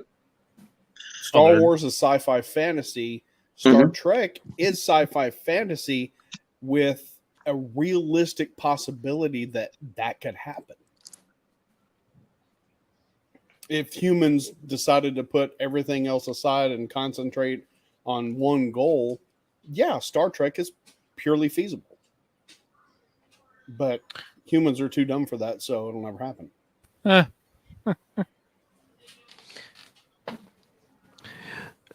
That's true, and Lucas had his vision. Gene Roddenberry had his vision. Did Lucas look at Star Trek and maybe borrow a few ideas? Maybe, maybe not. He mainly got it from the old serials. Mm-hmm.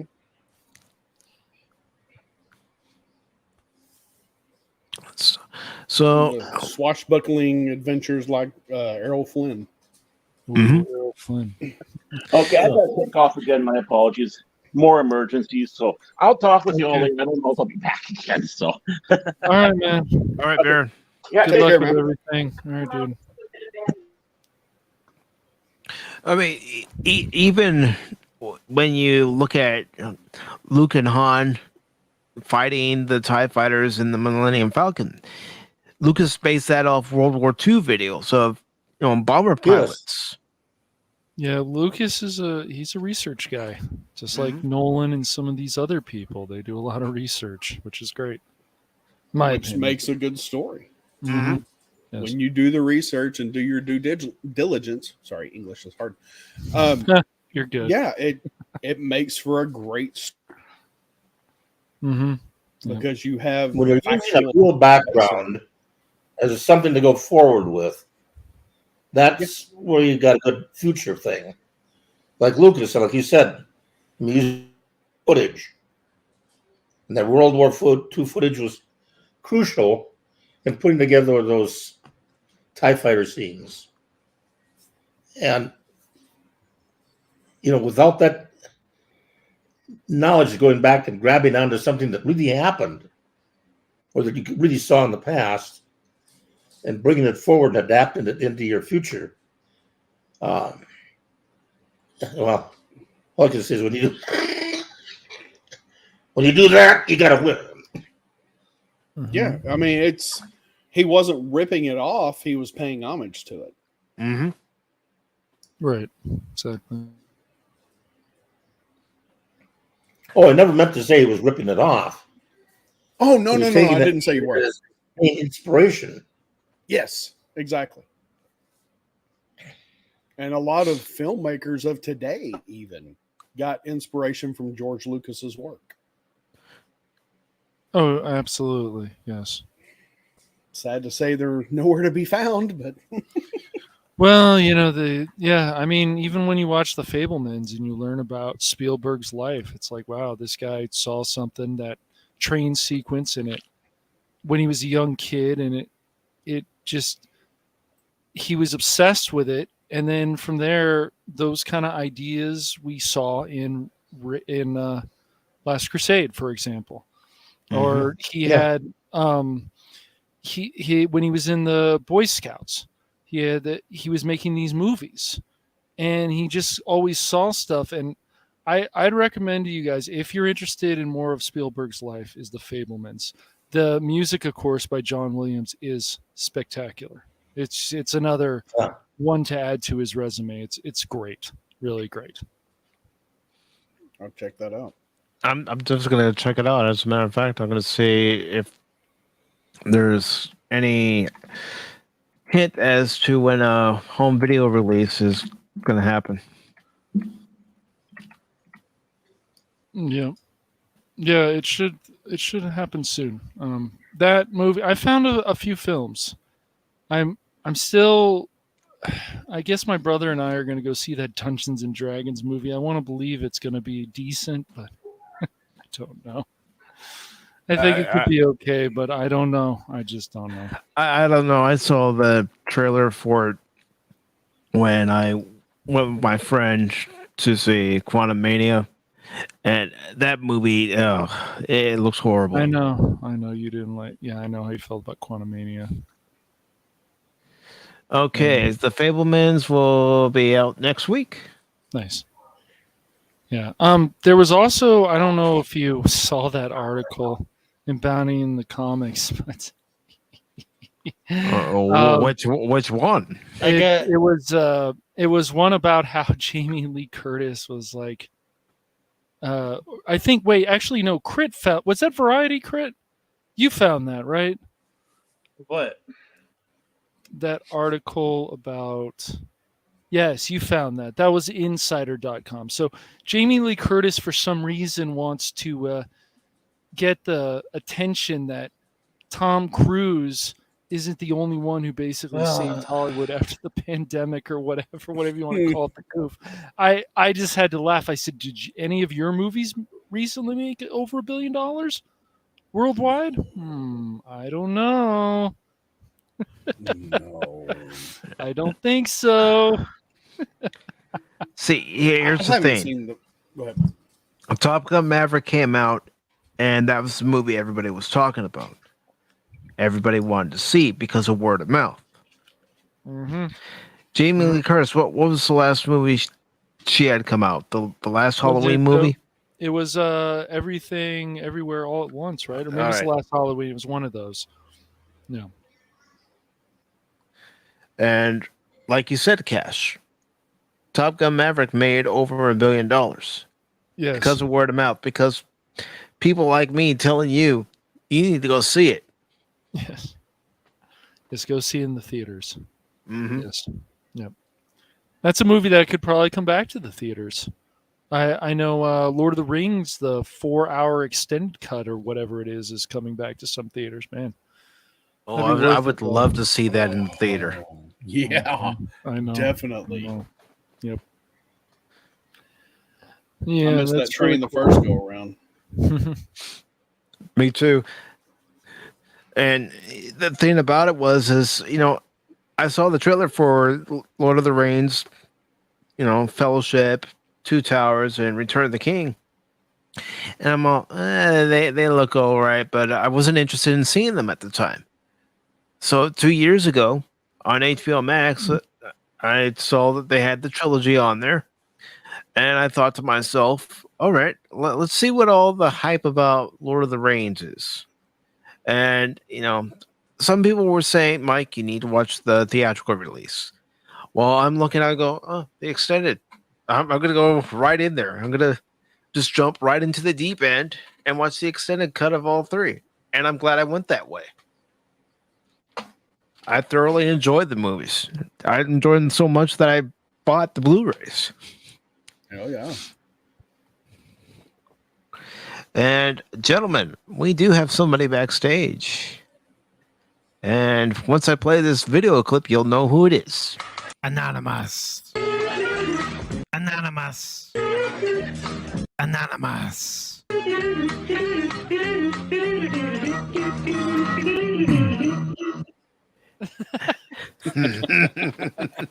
I'm shaking my head in derision. All right. Well, welcome, Anonymous. How you doing, brother? I'm doing fine. How are you guys? Doing good. I don't know, man. That I'm doing fine. It's more like I'm going to kick Mike's ass after the show. I'm coming to your hometown, Mike, wherever that may be. I'll find you. He let me on last week. He didn't play that video at all. Then all of a sudden he has an open panel, and then he plays that video. Yeah, just when you think it's over, just sucks you back in. It's never over. Just when you think it's safe to go back on Pop Talk. I don't know. Sometimes it's safe. Yeah. All right. So what you monkeys talking about? What's going on? Well, we were just talking about how the extended cut of Lord of the Rings is coming back to theaters, but we've also been talking about Amazon picking up Batman: The Cape Crusader, and Amazon is also laying off 9,000 employees.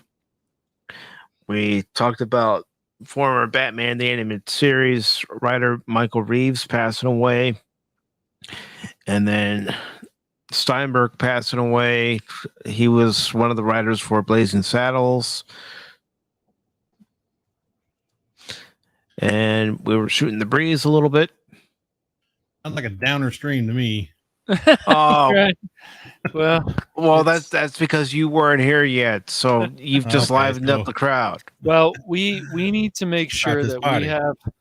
we have a good group of people who are willing to fight to make sure that stuff like Blazing Saddles never gets canceled ever. Can't let That's anyone right. try to cancel that movie ever. You know what you do? You keep talking about it. Yes. And Physical media. Get your copy. Don't let it go. Exactly. You tell people how good of a movie it actually is. Don't listen to the ones that are saying, "Oh, it's this, it's that, it's phobe." No, watch it for yourself. You want good comedy? Mel Brooks will give you good comedy, and Blazing Saddles is a good comedy. That's the problem. Great. Go ahead. comedy. Sorry. No, you're fine. Go ahead. Well, I'll say that's one of the issues with Blazing Saddles is it's a very nuanced comedy. It's very allegoric. Well, not allegory, but it's making fun of racism. But kids and people nowadays, they can't understand this. They can't see the nuances of this film and what it's trying to say. And so all they say is rage. You know, they're just going to rage at it and cancel it because they say the N-word. You know, so they're not that smart. That's why you have to explain it to them. I guess they would also. If they're so offended by the N-word, they should stay away from anywhere near the inner city. Right. Because you hear it every other word out of their mouths. Oh, it's okay when they say though. Yeah, but I mean it's ludicrous. Absolutely, totally ludicrous. Yeah, because that word's never going to die as long as they keep using it. Never. No, what I was going to say is 99% of the people who want to cancel something have never consumed that product, never watched the movie, never listened to the song. They just heard it by word of mouth, and so they're going to bitch about it. Right. Oh yeah, all you got to hear is one person say, "Oh my gosh, Mel Brooks is so racist. He made that Blazing Saddles. You should hear what's in it. I'll tell you what's in it." And then they're all of a sudden, "I don't want to watch that. That's stupid." And then we need to cancel that. Yeah, for old timers like me, I remember the Mothers Group in the 80s and 90s going against rock music and video games because video games were causing violence and all this other crap, and they were trying to cancel all of it. Yeah, they were also going after WWE during the Attitude Era. Yep. Yeah, blood in the 90s, and it's a whole long thing. I remember when Dateline, I think it was, did a whole segment on how terrible Vice City is. Oh, what an awful game. You beat the hookers and in the game, and it's That's like the funnest part. Game. I mean, you usually look for what you want, then you beat her to death and get your money back. I mean, that's capitalism at its best. Well, anyway. That's great. Sorry. Don't apologize. That's part of Pop Talk. We like to have fun. We do go off topic. We haven't done so yet, but yeah, it's personality. Yeah, it's just like in that even if somebody you look at something like Bros, and they actually have in the trailer they want to insult people. Hey, I guess the straight people had a good run. What are you guys talking about? What is going on here? Like it's that lecture again. Like this is wrong, but this is right now. But this is wrong and this is right. Why does it have to be that way? Why can't both things just be wrong or right or whatever? It's all in the eye of the beholder. Exactly. I hope with Eric had it in his car. Yep.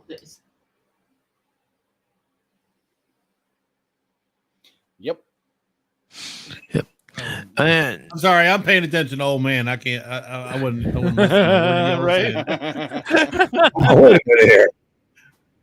I don't know what's going on there, old man. But And real quick, guys, there is a story I do want to talk about while I'm here on Bounding in the Comics, and I'll bring it up here in just a second because I want to hear your guys' opinion. So here we go. You tell me what it is, Mike, and I'll let you know. There you go. Disney's live-action The Little Mermaid star Halle Bailey. You got it, Halle Berry. I got Halle Berry on mine. Yeah, too close. But she's saying remake is updating stories, themes. We've definitely changed that perspective of her just wanting to leave the ocean for a boy. Then you never loved the original. You lying piece of crap. Mm-hmm. That's right. It's not the Little Mermaid. Nope. It's the little bitch I fish. think there's a guy in Denver, Mark, that would like to get him. I still say, even though it looks soulless, she at least can sing. So give her that much. I want to see her get caught by a whaling ship. No auto tune. No. Got caught in the nets. The dolphins killed her. Oh no. I don't think. I can't wait till this movie comes out, and if for some reason people like it, great. But I just don't see that happening. I think a lot of even critics are going to rip this movie, but who knows? Yeah, I've not heard of one person that is looking forward to this. It's no. Whether I love it. or not. I love it when their video or their trailers get ratioed to oblivion. We're speaking our mind that way. The entire fandom of whatever. It could be just a fandom of Little Mermaid people that love the cartoon, love the old movie, and just coming on there it's like, nope, I'm sorry, nope, you're done. Sorry, downvote. It's just well, how about Hans Christian Andersen who wrote it? The race swapping is just so lazy, and what happens afterwards is there has to be some political agenda. The character has to be a victim. It's not going to exactly feel like Ariel. I can see it now. It's already happened with Dumbo. I think you saw Dumbo, right? You love Dumbo. I saw the live action Aladdin, and I did not like it. No. Well, I mean, race swapping a character in a show can work. Yeah, Remember the '89 Batman? Harvey Dent was black. Yeah.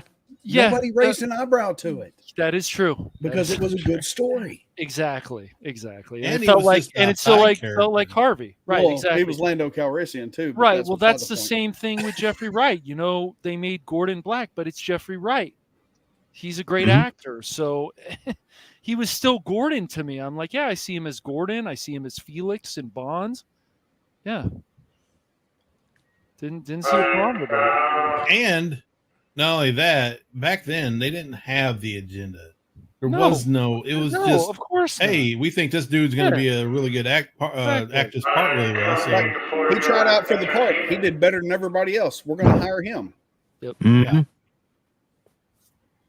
And they've done that before. Crit, I'm about to reach through this.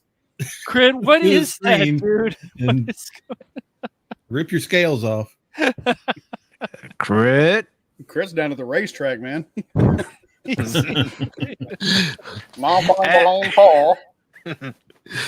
Coming out of lane 5 is Daryl the Derelict. Here comes Daryl the Derelict. He's going ahead. He's going ahead the track. Oh, Pacific Falls, and Daryl the Derelict wins. This is the same thing also, Daryl, where if you ever watch Supergirl and you're like, oh no, now James Olsen is black. Okay, but it still felt like James Olsen. He's doing his reporting. And then they were like, you know what? Let's make him a victim now. I'm like, you guys just killed the character. What are you doing? It's aggravating. Yeah. And this article was posted just today on Bounded in the Comics. It's by Spencer Bacoli. And it says, in the latest practical example of Hollywood's backwards mentality towards anything made before yesterday, the Little Mermaid star Halle Bailey, I'm stopping myself real quick, has revealed that Disney's upcoming live-action remake will be updating the themes of their animated classic. In doing so, also laid bare both her and Disney's factual ignorance toward the original story. The article goes on to say the singer/actress provided this insight into her upcoming silver screen appearance during a recent interview given to the equity-centric celebrity and luxury culture magazine edition. Okay, I've never heard of them before, but hey. Says reflecting on her love for the original film and the fact that she considered Ariel to be one of her favorite of the Disney animated princesses, and admission which itself torpedoes both her and Hollywood's representation narrative. Bailey informed the outlet that she was really excited for my version of the film because we've definitely changed that perspective of just her wanting to leave the ocean for a boy. Really excited for her version. Is she writing it too? Yeah. Not I love that- how not she that I takes know of. ownership. Yeah. She takes ownership of the story and the direction it goes. That's real nice. You are a paid actress. I'm not saying actor. I don't do that anymore. You are an actress. You get paid to say lines. You didn't write them. You didn't come up with the ideas. You're not a producer. Just shut up. You get paid to pretend to be someone else. Mm-hmm. That's right. Yes. Goes on to say from this quote, it's way bigger than that, she continued. It's about herself, her purpose, her freedom, her life, and what she wants. As a woman, we are amazing. We are independent. We are modern. We are everything and above, Bailey ultimately asserted. And I'm glad that Disney is updating some of those themes. Well, just to interject real quick, women have Go ahead. always done that. Yes, they have. I have recently, over the past year, watched some game shows from the 40s and 50s, the old black and white game shows. Yep. Women had power over men back then, and it was blatantly obvious. So I don't know where all this shit's coming from. I mean, you had the bra burnings in the 60s and roar, hear me roar, roar, whatever. You know, yeah, good for you. Yeah.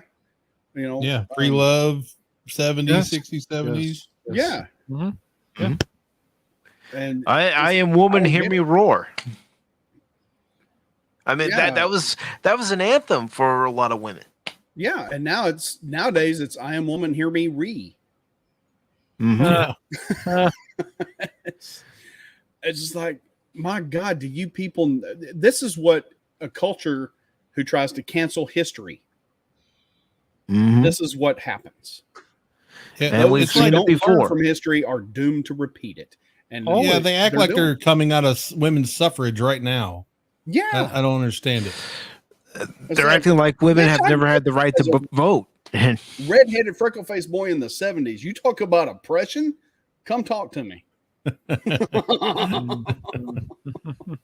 Well, you had a share of beatings, I believe. I've been called everything but a white man, and yeah, I had my share of beatings just for having red hair. What? So- I might have been one. I might have been one of those Yeah. guys. I'm sorry, man. That's I have to terrible. apologize dude. now. Yeah. Oh, I'm kidding. But, you know, it is what it is. It was just the times back then. I can't change Did it. you and there's beat no up sense in me people being later pissed though, Daryl? You beat them up later, right? off. No. You got your revenge? No. Oh, Come on. no, Yeah. no. He's Karma he's got got a- revenge for me. Oh, I was okay. like, he's got a Steve Buscemi list. Just ready to No, go. all Did you start them crossing people- off some people? Put some Yeah. lipstick on? All them people who picked on me who aren't dead Yeah. are like really overweight and miserable in their lives. Of and course. I couldn't be happier. Great. I'm glad. Dude. Karma is a bitch, and some people still don't believe in karma, and it comes back to bite them in the ass. Oh, it does. Every time. Oh yeah. That it does. Okay, I'm sorry. Back to the story. No, you're fine, Daryl. You're fine. So this article continues by saying, as noted above, despite Bailey and Disney's attempts to frame the animated Ariel's motivations as solely being based in love and a desire for a man, Reality could not be further from the truth. While a large portion of her story concerns her efforts to win the hearts of Prince Eric, the iconic mermaid's interest in the surface world has nothing to do with him specifically. Per She's the a gold actual digger. Per the actual film itself, Ariel's already entranced with the wonders of the surface world well before she makes the acquaintance of viewers. Yeah, I mean, in the animated film, she's got a collection of things that have come into the ocean from the human world. Yes, that is true. For example, in her first appearance on screen, the young woman is seen skipping out on a kingdom-wide concert honoring her father in favor of exploring a sunken galleon in order to add more human trinkets to her hidden collection, which itself was already held an impressive number of items prior to the film's start. She was an archaeologist. Mm-hmm. Arianda Jones. Okay, all right. I fucked that up. I did. Try it again. You have failed, Mike.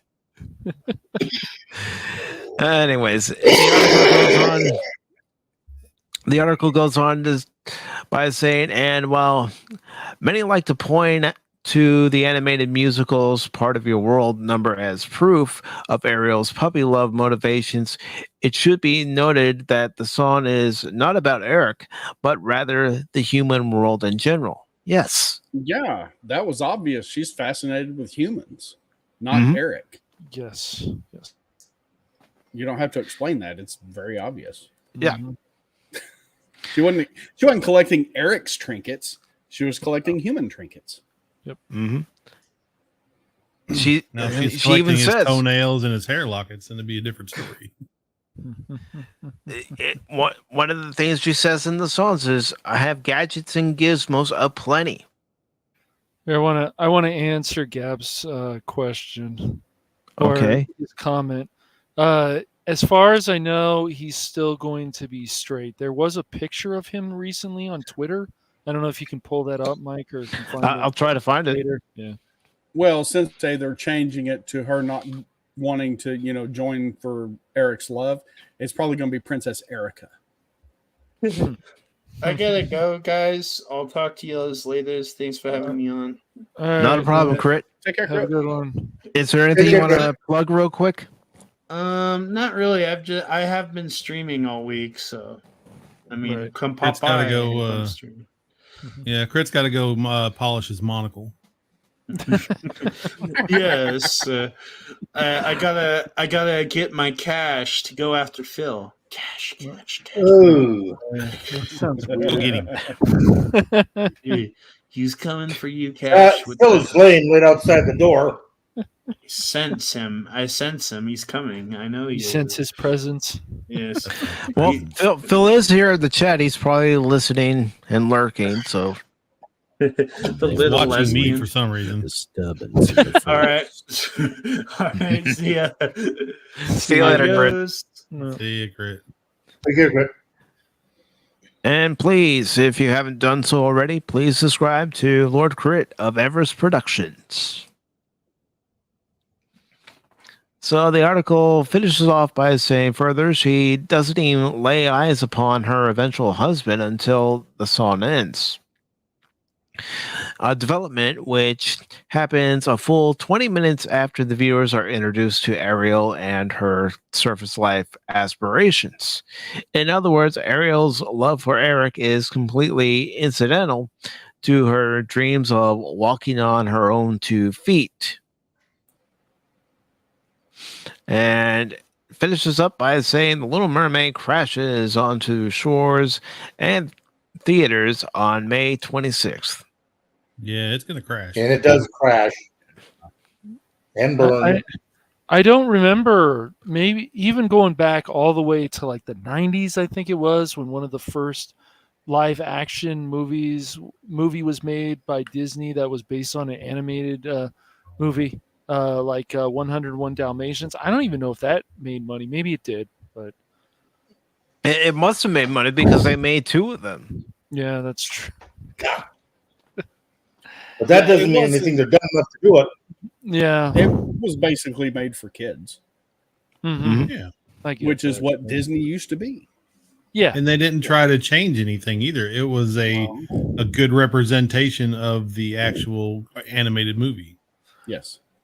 Yeah, it's surprising, and I don't want to give them any other ideas. They might be listening somewhere about, another live action movie. Let's do this one. But it's Dick or ruined the it. journey. What's going to happen is if people really do pan the crap out of this movie, then it's going to start the is and the phobes and the nonsense.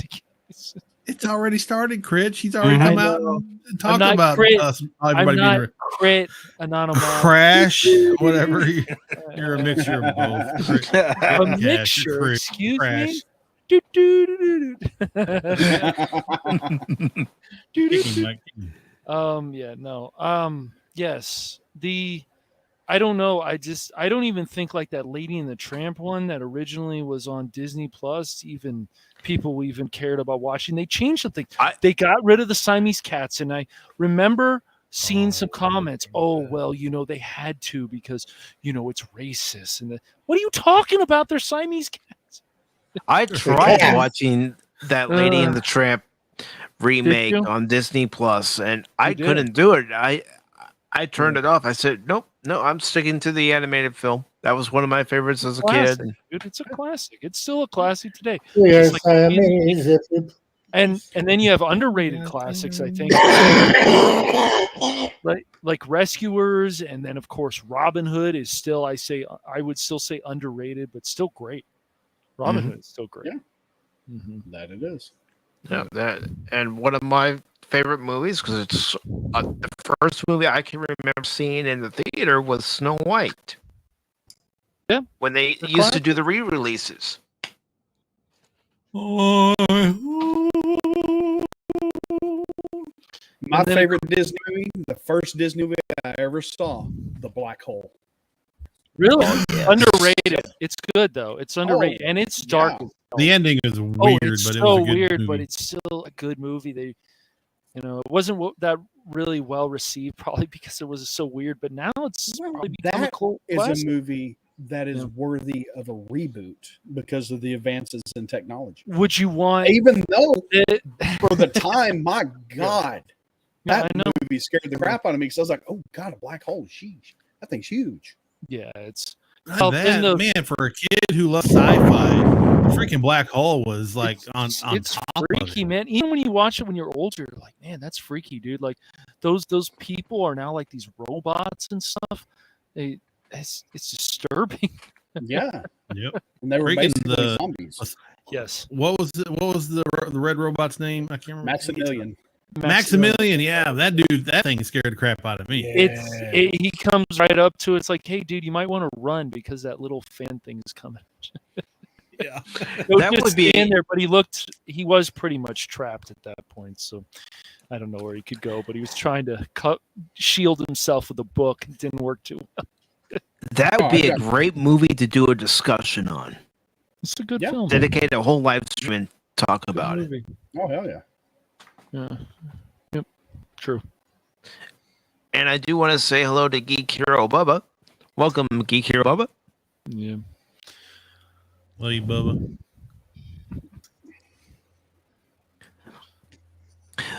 Dead air. I'm sorry. I'm trying to wait for Mike. I'm trying to hold the next article. We're waiting for Mike to say something. Come on, Mike. You're the host. Say something. Speak, boy. Speak. Right. This awkward responsibility. We don't know what to say. Oh no. Oh shit. Oh fucking shit. Oh no. Oh no. No. He's here. Oh no. And that's my cue to leave, boys.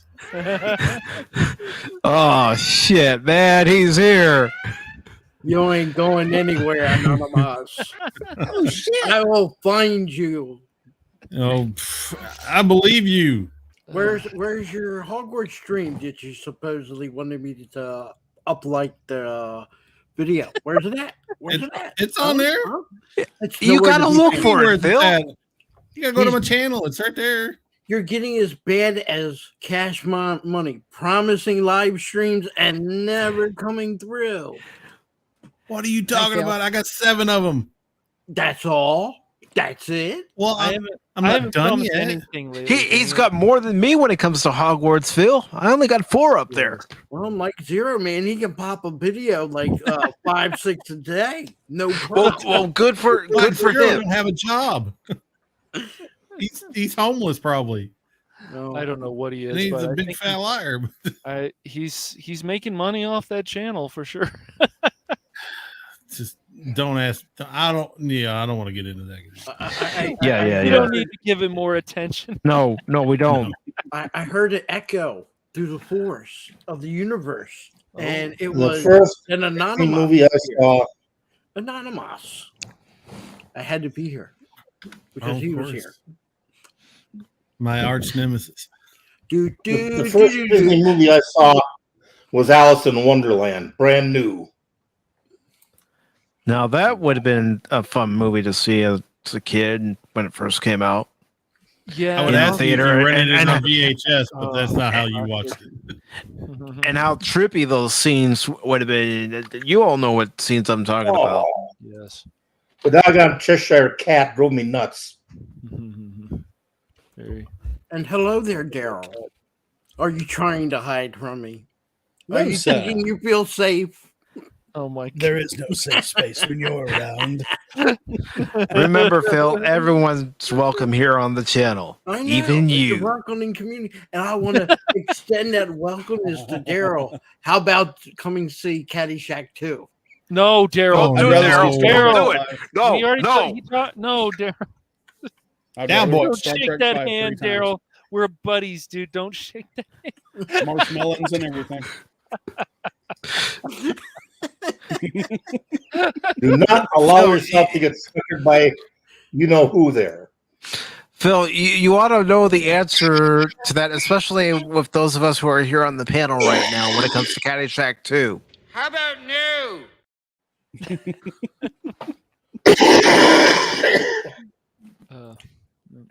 One day. Oh. One day. If you get all of Paul's family to watch that crappy ass movie, Oh, listen to that cackle. Listen to that cackle. You know, Oh boy.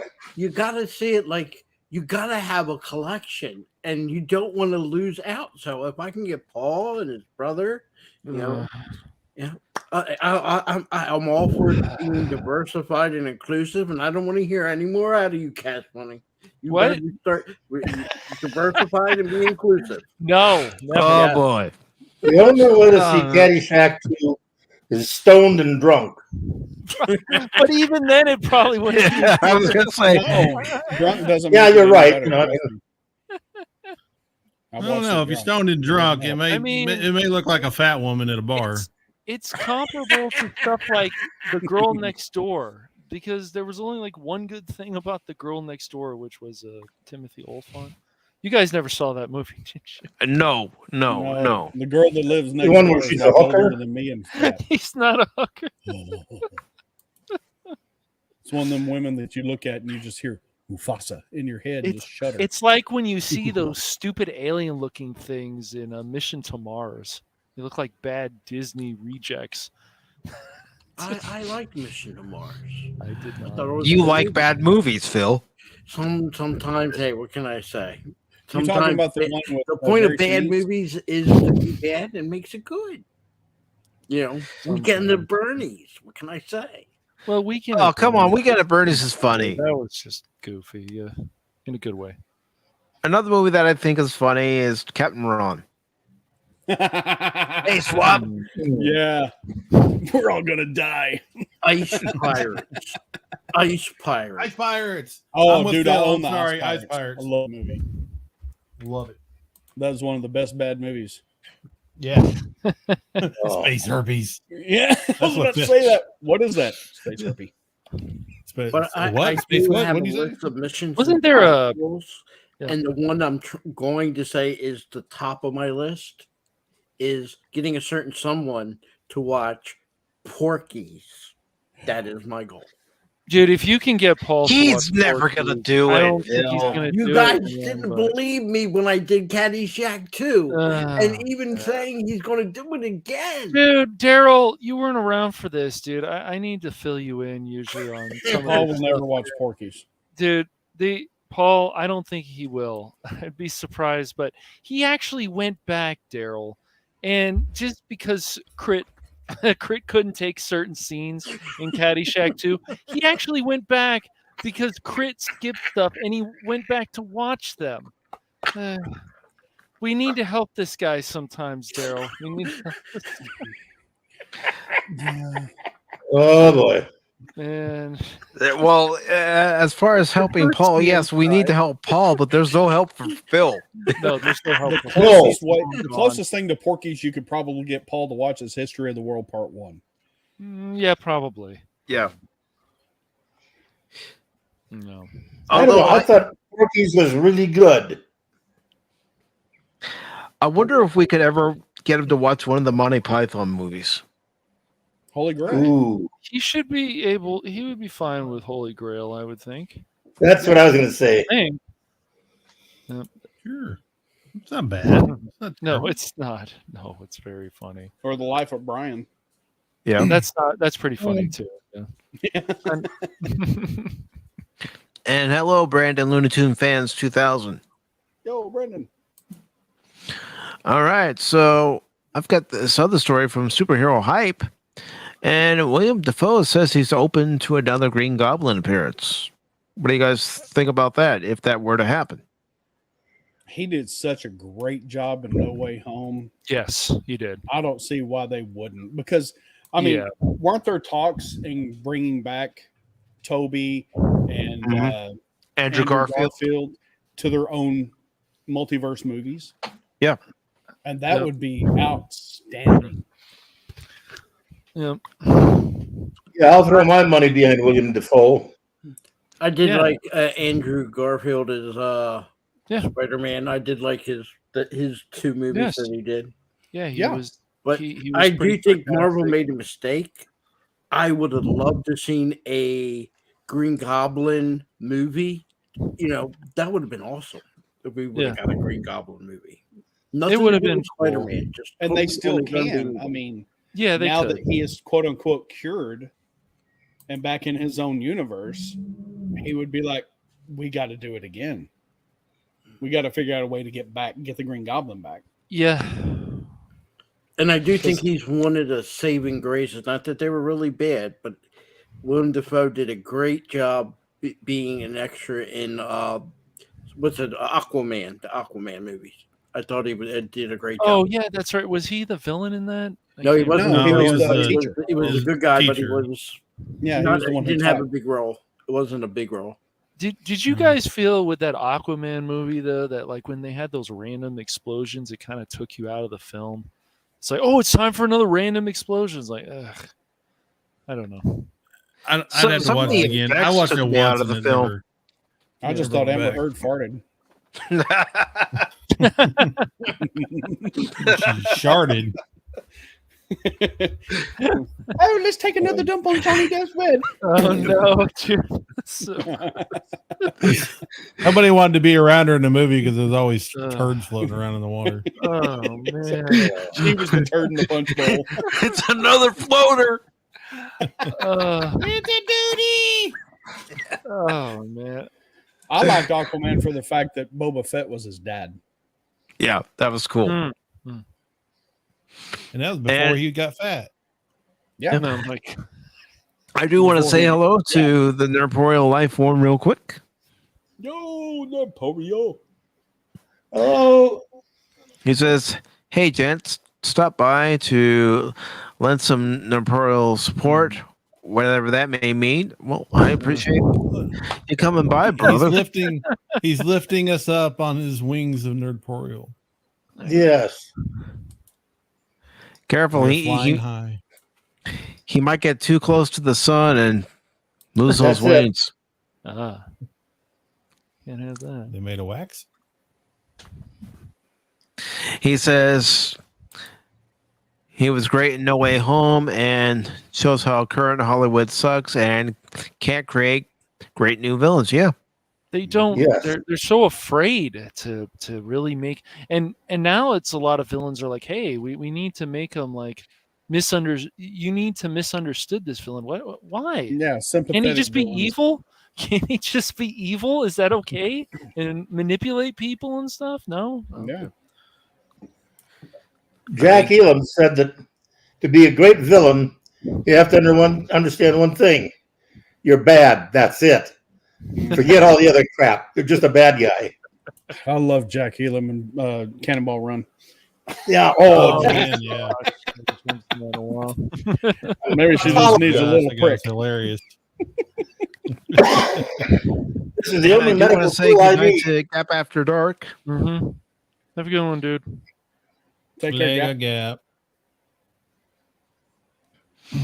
But no, Willem Dafoe. If they bring him back, they need to bring Toby back. I don't want him back unless I get Toby too. Agreed. For me, it's a package deal. Yep. Yes. Yes, definitely. Yeah, you can't have But I one still without the don't- other. Yeah, and I still don't know. I mean, it may get really weird to turn him back into the Green Goblin. Maybe the serum didn't work. I don't know. There may be a smart way they can do it that doesn't look retarded, but but they can also screw that up really bad too. So. They could. Yeah, I mean, they could come up with a way. The serum works in the universe. He got the injection, but once he returned to his actual universe, it wore off. And they made us care about Miles Morales and Into the Spider-Verse. I'm hoping you guys actually saw that. That was really good. And I'm hoping the sequel isn't going to have. We're not going to have any kind of pandering nonsense, other kind of stupid stuff. That we're actually just going to get a really good film like the first one. Well, a lot of people liked it. It even won Best Animated Film that year, which it deserved. Now we have the same kind of animation style with the Turtles. Well, people are going to criticize that because we've already had better animation. Was it 87? So first started the Turtle series. Yeah, 87 was the first animated series. Then you had the 2003 series. Then you had the 2012 CGI series before the 2018 series, which I saw clips of. I'm all, this isn't gelling for me. But it's not made for someone my age. Right. Yeah. Yeah, and the 3D one was pretty good. The storylines were still good, and the animation wasn't the best, but it was still pretty good, I thought, overall for 3D. And so now they want to be like, is that going to be now a new trend? Oh, well, this is popular, and this happens, of course, in Hollywood, but this art style is popular, so let's try it for Teenage Mutant Ninja Turtles. Yeah, that's exactly what they're thinking. And they'll do it on something else, too. Until they wear it out. Yeah, it's not good. Yeah, after it was trendy in the real world, it's still trendy in Hollywood for years after people have said, okay, we've been done with this for a while. Yeah. I think after Indiana 5, I think changes will come soon after. Mm-hmm. Yeah, I think so. I don't want that movie to suck because like the fourth movie, and I know people have problems with it, but it still made good money. There's the plot. There has to be a really good plot to end this. This is Harrison Ford last movie is Indiana Jones. We Dial of Destiny is not my favorite title, but it could be worse, I guess. Yeah. Oh, it could be Dial of Destiny. Dial of AARP. Geritol, your best friend. Oh man. So I'm sorry. No, go ahead, Daryl. Go ahead. We were talking about Lord of the Rings coming back to the theaters. Mm-hmm. Return of the Select King. theaters, yeah. Yeah, it's coming back to theaters on April 13th. Okay. And it will be next town over, so I'm going to see it. And it's the Nice. extended cut. I don't Very get cool. Ooh, nice. That'll be nice, dude. That'll be very cool. not fair. I'm sure if you just Google it, it'll show you the closest one to you. Yeah. Yeah, it's like 5 hours away. Oh, yikes. I was really hoping, Daryl, with the Academy Awards, that when that run 12 Oscars, 11 Oscars, whatever, that things were really going to change, that stuff like The Dark Knight was going to be nominated for Best Picture. Didn't happen. Yet, something like Black Panther got nominated. Well, I don't know. I like that movie a lot, but to say it should be up for Best Picture, I don't know. You like Wakanda Forever? No, the first one. Okay. Yeah, because I haven't seen Forever Wakanda was Forever. getting nominated for stuff. Yeah. Well, the first one had to get nominated. It was a cultural phenomenon. Yeah, he was the first black superhero ever. Let's not, Right. forget Blade. Forget Blade, man. Forget him in that first movie. He was the first Marvel African American superhero. No, fuck you. Wesley Snipes was. Sorry. Yeah, well, Shang-Chi nonsense with that did the same thing. I'm the first. Shut up, dude. Shut up, Simeon Liu or whatever, dude. You were not. Where's Jackie Chan? Where's Jet Li? Jet Come Li. on, bro. Bruce Lee. Come on, bro. Brandon Lee. Come on, dude. Yeah, Brandon Lee, right. His son. Jason Scott Lee. Yeah. Exactly. Yeah. Exactly. Just aggravating. Sorry. No apologies necessary. So the article from Superhero Hype says, although William Dafoe appeared as Norman Osborn in all three of Sam Raimi's Spider-Man movies, his appearance in Spider-Man No Way Home marked the first time that he's suited up in full Green Goblin regalia since the original film ballad in 2002. Watching him wreak havoc alongside other classic villains like Doc Ock, Alfred Molina, and Sandman, Thomas Hayden Church, was a nostalgic treat for any fans who came of age during the 5-year period when Raimi's trilogy was hitting theaters. But surprisingly, Dafoe doesn't necessarily think the character's business is finished. In a new interview, he indicated that another go-around as Peter Parker's archenemy isn't far from his mind. Dafoe has been acting for decades, but it seems like the last few years have yielded some of his most acclaimed performances to date. Regardless, while speaking with Inverse about his latest movie, Inside, he was asked about the possibility of revisiting the Goblin, who remains one of his best-known characters, and he was open to it, under the right condition. And the quote here says, if everything was right, sure, Dafoe said. I mean, that's a great role. I like the fact that it's a double role both times. 20 years ago and fairly recently, both times were very different experiences, but I had a good time on both. And the article goes on to say, near the end of Spider-Man No Way Home, Norman was cured of his Green Goblin persona, seemingly ruling out any future appearances. But with the multiverse opening up all kinds of new possibilities within the MCU, anything is fair game. It also helps that Tobey Maguire recently shared an eagerness to return as the original Peter Parker following his own comeback in No Way Home. For now, fans will just have to wait and see if either character gets another shot at cinematic glory. And I think we've all answered it here. We would like to see William Dafoe come back as the Green Goblin. He was one of the best parts. Yeah, as long as they don't waste him, that's Yeah. fine. Well, one thing I liked about No Way Home, and I understand that if the nostalgia wasn't there and they didn't bring those two back, people would probably riot. But it was nice to see Tom Holland's Spider-Man so broken. We had never seen that in the other movies, and I was happy to see blood on his face. And I agree with other people, like we had never seen really blood on his face, and we really saw him broken. And I thought that was really cool. And I'm like, okay, great. Yeah, and it took Green Goblin to do it. I too. know.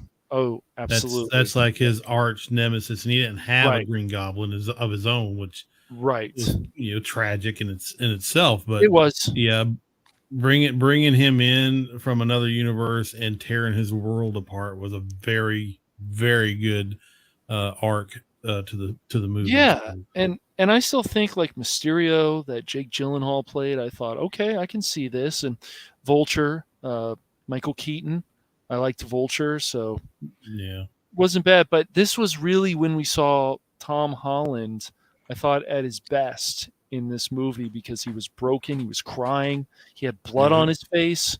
That was really cool to see. I want to see more of that, actually. No, you're right. That was really compelling. It was to see him like that. Mm-hmm. And it kind of opened up a new way of thinking about Spider-Man. Yes, exactly. That he's not all spit and polish, coming out squeaky clean. Yep. He finally got dirty. Yeah, and that it goes along with the comic books too, because there are plenty of stories that he was in that he got his his butt handed to him more times than he can count, and walked away either drawed or defeated, and had to come back and do something better. And it's not just, hey, I'm the hero, I win every time. Good guy versus beats bad guy every time. It's not always the case, and it depends on who's writing the story. But there's some very in-depth, compelling stories in the comic books that they could draw from, or emulate. At least they don't even have to like adapt a story from a comic book, but they can emulate that sort of thing. And to see Spidey tower low and rise from the rubble and do his best and overcome it's good storytelling. It is. And if the other Spider-Mans weren't there, he might have actually killed Goblin. He might have. He was so mad. And who wouldn't be in that situation? Oh, he wanted absolutely. You'd want revenge. Absolutely, man. Yep. Oh, especially when you're punching him in the face, he's looking at you going, I know. And he was still, you could tell he was still holding back, because Spidey-Man always holds back. He pulls his punches. Right. And he was still doing that when he was fighting him initially before Aunt May died. And he wasn't doing that anymore. And they made us care about that. Just like they made us care about Uncle Owen. They made us care. And so they can do this stuff. Just make us care. If a character dies, just have it be impactful. Don't have it, oh, he died. Oh, moving on. Yeah, and it's critical to the hero's arc. Yes. To get your ass kicked and lose. Mm-hmm. Yep. Because that's what it's what inspires and drives you to be better. Yes. Too many characters nowadays already know everything right out of the gate, so you have no reason to actually care about the character. Yeah, and they don't lose, and they don't know how to lose. Yeah. And talent without training is nothing. Yeah, they can't grow. Well, how do you grow from you're already the best there is? They even had potential with something like Hawkeye, but they just ruined it. Like they changed things, and when you actually go back and read the lore, like she actually gets, she gets sexually assaulted. And because of that, she starts training even harder with Hawkeye. But Disney would never try to go in that direction, but it would just make things more, why is she doing this? Instead of saying she basically has plot armor. And if you guys ever watched the first episode of Home Alone Hawkeye, as I like to call it, it's a mess. And she gets the armor of Ronin, right? Yeah, Ronin. Yeah. And I was just like, where is this going?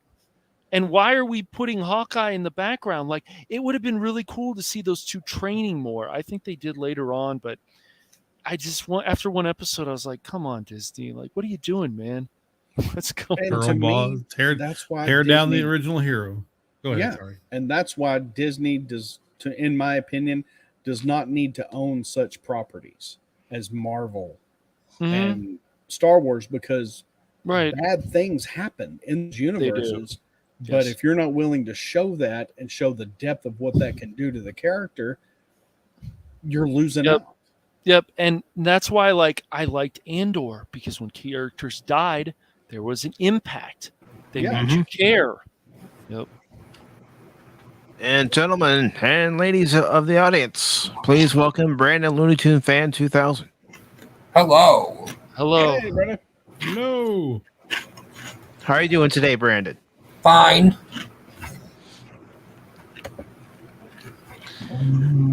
So, Brandon, do you have any thoughts on any of the articles that we've talked about? I just got here. All right. Well, I do have an article that I am going to pull up here. And it's from comicbook.com. And it says that IDW reveals new Marvel artist editions featuring Spider-Man, X-Men, Fantastic Four, and more. And this was an article I was really hoping that Pops would still be here to talk about, but he had to go and edit his video, but I'm sure he'll give his thoughts if he sees this later on. But this article is by Jamie Lovett. It was posted on Monday.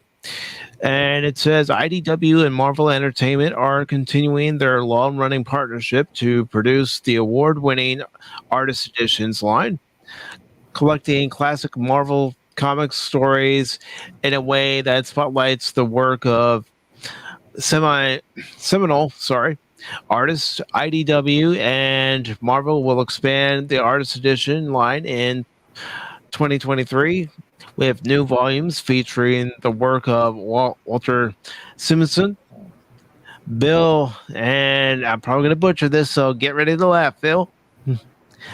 Sikowitz, John Romita, and John Byrne.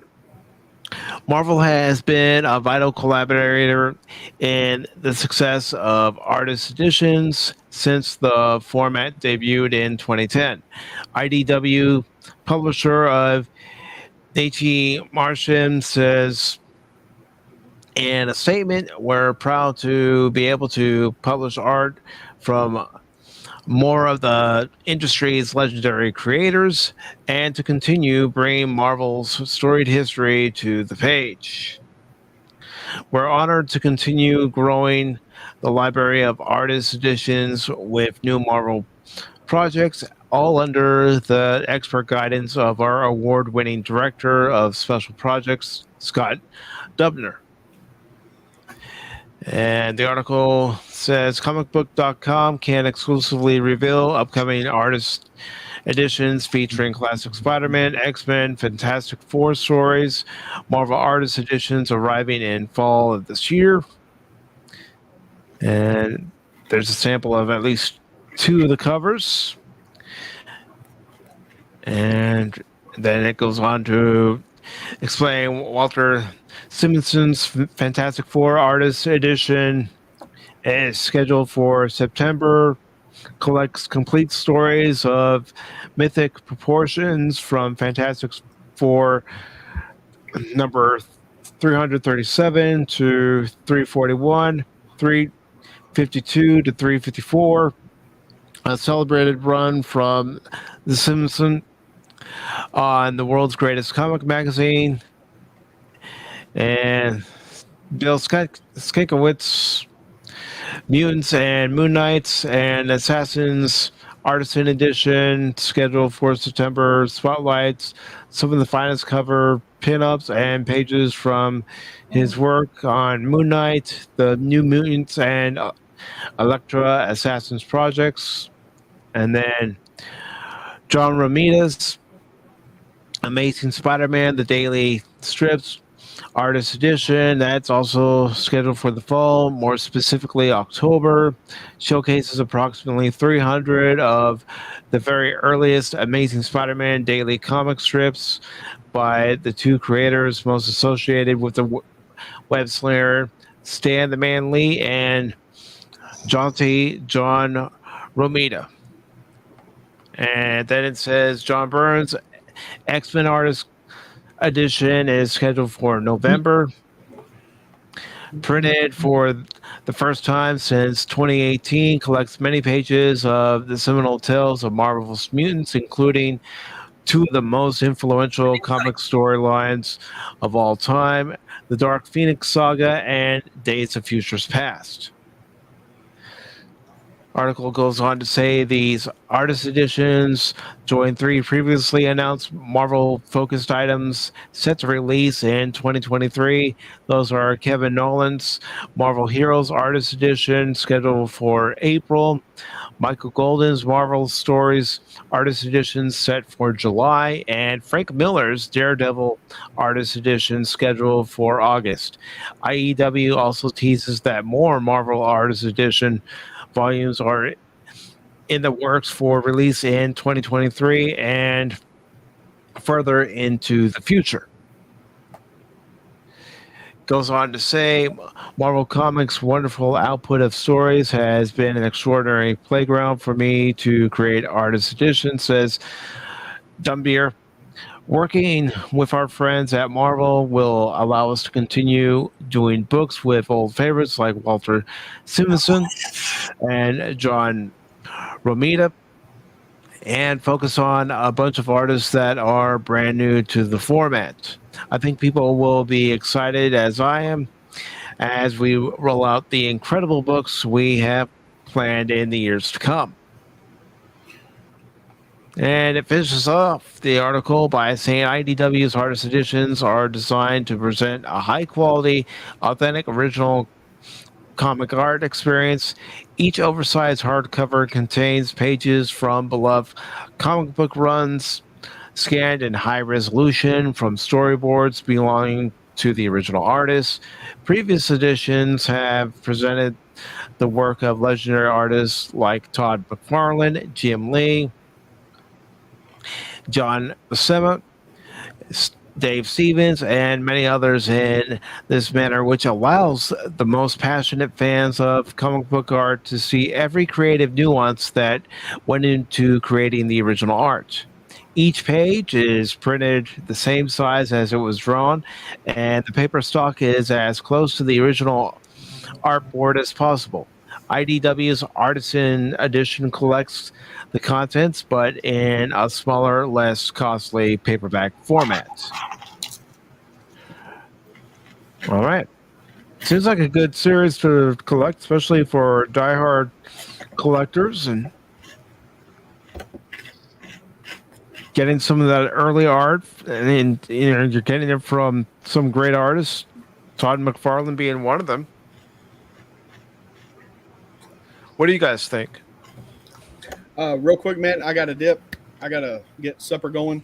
So All right, appreciate brother. you having me on here, buddy. Not a problem, Daryl. And nice seeing you all, guys. Even you, Phil. Is there anything Good, you'd like Daryl. to Good to promote? meet you. Good to meet you. Do what? Is there anything you'd like to promote, Daryl?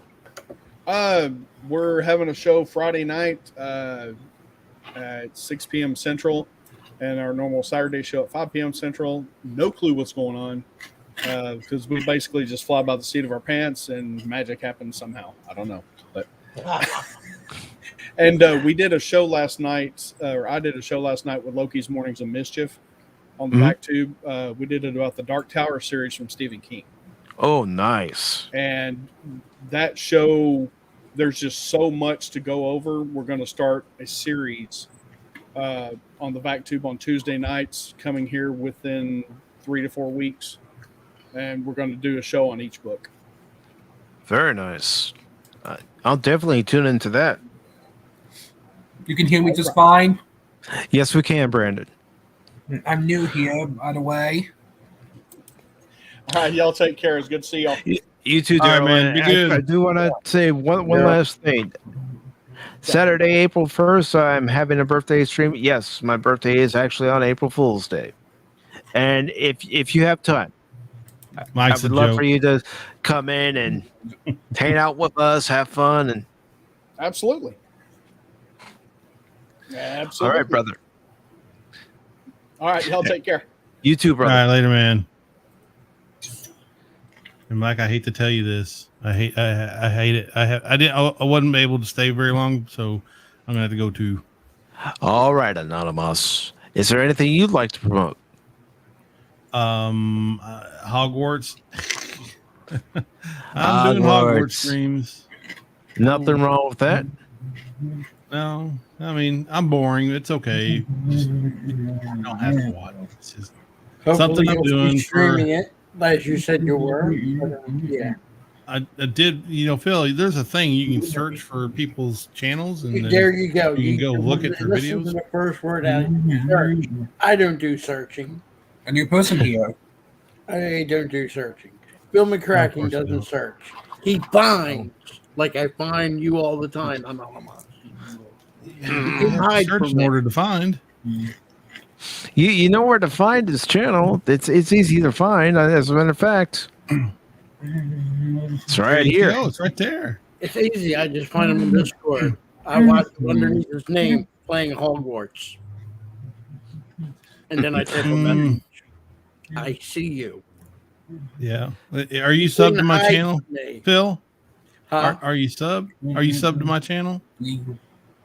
Let me think about that. That's what I thought. I'm subbed to your channel. What do you mean? I am subbed to your channel.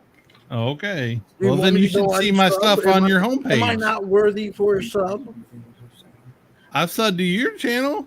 I subbed to your channel. You know he's subbed to your channel, Phil. He stopped by your channel the last live stream you did. I know that. By the way, when are you going to do another live stream? That's coming this weekend. I told you this weekend. Wait a minute. You're going to pick on me? Look at that guy in the upper right corner. He's been promising for another live stream, and he ain't got nothing going. This week. And then he yanks the rug from underneath you. Well, life's a Hello to disappointment. my brother Woompa.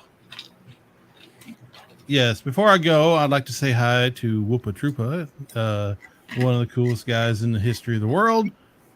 We love you, buddy. Well, that's not true. You're just making stuff up. You're not supposed to call me on it. Wait. I thought we all made stuff up here on Pop Talk. I never make stuff up. I'm an actual Pokemon. We're all a bunch of BS artists. I did. All true, give or take a lie or two. I gave you 2 spot videos. I appreciate that, Brandon. Thank you very much. I gotta go. All right, go and, take care, Anonymous. Have a good rest of the stream. Bye, Phil. You weird. Yeah, have a good night, brother. Yeah, I just got here and 2 people left. I'm sorry, Mike. I didn't mean to do that to you. They saw that a Whoopa Trooper was coming, and they're going, "Oh, damn it! I don't have a Pokeball to catch him in. I gotta go get a Pokeball." Yeah. So how you been, Whoopa? I've been. Yeah. What's that? I'm sorry, Brandon. Yeah, I've seen it. Thank you very much. You giving me a shout out video? Yes. It was last year. It was about 6-7 months ago. I only had like 500 or so back then. Now I have over 1,100. Congratulations. Your birthday's on April Fool's Day. Mm-hmm. What age are you gonna be turning? I'm gonna be old. I'm gonna be an old man. Ancient Chinese secret. But young at heart. He's young at heart. That's what matters. He's old. I don't know about you guys being old men. I think it got you beat. He's old, but he's not old enough to be able to say he knows about the bodies hidden in the ivy in Wrigley Field, like me and Whoopa Troopa know about. Right, Phil. Right. That propaganda you keep spreading. Lies. All lies. Whoopa's with me. Whoopa's with me. Mm-hmm. No, Whoopa, be careful how be careful how you answer this question. What? I already said, So you're kind of telling me you know we're off. With my brother Phil McCracken here. Your brother Phil McCracken. Well, I got a response to that. Very interesting, but stupid. Oh wow. So Whoopa. Hello, Whoopa. Hello. Is there anything pop culture related that's been on your mind and you want to discuss it? I don't know. I feel like something happened recently. There's so much stuff that's just. I'll be honest, I don't care too much about. There's a lot of stuff that's like, oh, that's happening again. Oh, I saw. Did you know that not only did they race swap the Little Mermaid, but then they showed the carriage ride with her and Prince Charming. They also race swapped the horse. It used to be a white horse, now it's a black horse. Did you see that? Oh no, I didn't notice. No, I can't say I picked up on that. Yeah, so it's even worse than we thought. And look, I used to be blue, now I'm brown. They race swapped me too. Yeah, I remember. What was that? Was that last year or something before Elon Musk took over Twitter? I think something like that, where they whitewashed a trainer on Pokemon or something. Whoopa, and people were like, "That was crazy." Just like, whatever, guys. Just let people do what they want. Yeah, there's this crazy thing that I guess a lot of people don't understand. Is that all these characters, they may have whatever race or what, but they're all kind of based in Japan because it's kind of a Japanese game, right?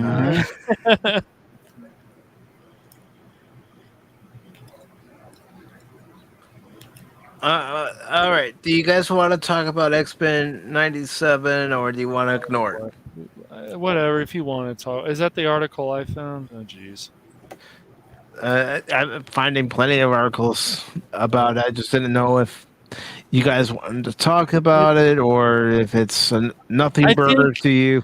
I think when we do a project, like if we're straight, we need to let people know that we're straight in a race and how important it is and why we need to be represented more again. Cash. We talked about this. We're going to have to work on this. You got to be diversified and inclusive. He's been listening to his Gavin Mussolini. Do you guys remember for a number of years in entertainment that people say, "Hey, I want to let you know that I'm this and that and this"? No. Yeah, in the 90s when we would find out that somebody was, gay or whatever, it's like, oh, okay, that's cool. Yep. Sometimes we knew and we didn't need to be told. Like for the longest time, people were denying that Liberace was gay. Yes. Because all the women loved him. Right. And then they come find out he was, and it was like we always knew. Did you watch that movie, by the way, with Matt Damon and I can't remember who else was in that? It was interesting, though, the Liberace film. Did you watch that? I'm not a big fan of Matt Damon. Okay. It's not that I won't watch his stuff, but it's not high on my list. Okay. All right, so let me try to find that article that you posted about X-Men 97. I think I've got it here, Cash. It's just another situation like, the self-insert where I am not Starfire and they make it, it's like, I hate the fact that my mom is Starfire and she's popular, but I have to be goth and fat and whatever. I don't know. It's just so weird. That was a weird time in the world. Weird, man. And so people just bought that graphic novel or comic, or I guess it was a graphic novel, just to make fun of it. Yeah, and so even then, not many people bought it. No. And I'm going to go ahead and post a link to the article in the chat. So this comes from Bounty in the Comics. It's by John F. Trent and was posted just today. It says, X-Men 97 executive producer Bo DeMaio reveals series story is informed by his experience as a black gay man. It goes on to say X-Men 97 executive producer Bo DeMaio recently revealed the series story is informed by his experience as a gay black man. It says during Marvel's X-Men 60 Uncanny Years live virtual event, DeMille discussed the upcoming animated series and explained how the show came to fruition. As part of this discussion, DeMille said, came up with a pitched it to Kevin Feige, and him and Brad Winderbaum could not have been more supportive and also just encouraging to make sure we got it right. I think one of my favorite parts was like they were truly interested in like what my experience as a black gay man was and how it was going to inform the story we were telling. It goes on to say, and that to them was like is how we're going to make this authentic, he revealed. All right. Article continues by saying DeMille then explained, because really what you're talking about with X-Men, I don't care what your religion, your nationality, your sex, your gender, you walk into a room full of people and you've gone, oh my gosh, there is no one here like me. Okay, I've never felt that way walking into a room. Usually I walk into a room and I see people, especially if it's a waiting room, and I try to find a seat. And if I can't find a seat, I stand. Usually I try to think, where's the farthest away I can sit from all these people? Yeah, and wait for your name to be called after you check in. If, it's a doctor's appointment or someplace where you have to check in. But anyways, this goes on to say you walk into a room of people and you've gone, oh my gosh, yeah, I know I already read that part, but I'm just catching up to where I was and think that is ultimately what X-Men is trying to get. It goes on to say, he went on, and so then I went into the desert for about 2 weeks, came up with the entire first season, and then came back, and we got Eric Lawaki and Julia Lawaki and Larry Houston to come aboard and be like, I am screwing this up. Am I screwing this up? Such amazing creative partners, parents I call them, just morale and creative support. And then we've just assembled a great team of really amazing directors and artists, the storyboard artists, the writers, to just get this right and really drill down to what I think the X-Men's always going to be about, which is just, we talk about the dream is social acceptance and it's social justice. And let's see, it goes on to say DeMille elaborated, it is, but I think that can sometimes make certain people feel alienated. And for me, it's always going to come down to, I think the X-Men and what we're going to be trying to do with this series is talking about the power of empathy and how it can kind of heal these wounds that turn people against each other. And let's see, it goes on to say that things like racism, bigotry don't exist. He continued, there's a reason behind it, that empathy can kind of help us connect and build those bridges where we can actually say, hey, we're all different, but we have these little things that can still connect us. DeMille then went on to relay, it's been an incredible journey, and I will always just go back to Larry, Eric, and Julia just being these kind of pioneers who told a story that we take it for granted, looking at how diverse media has become, the voices that are out there right now. But like I will say with no exaggeration, these are the people who made us like, hey, we should keep going and we should try and we should be ourselves and we should advocate for ourselves. Their cartoon is that kind of lesson of how to contain your rage when you're angry and feel misunderstood, but how to fight, how to find love. And it goes on to say all of that, it starts with them. He went on to state the show is a love letter to what they did, but it's also a love letter to you guys, to you three. Okay. And I don't know, you guys want me to finish reading up the article, or do you have any thoughts that you want to express right now? I'll wait till after you're done reading more. Let's. Anyone else? You can finish it. Here. All right. I just wanted to find out from you guys if you had any thoughts that were percolating in your brain and you wanted to express them, or I don't really read comments that much.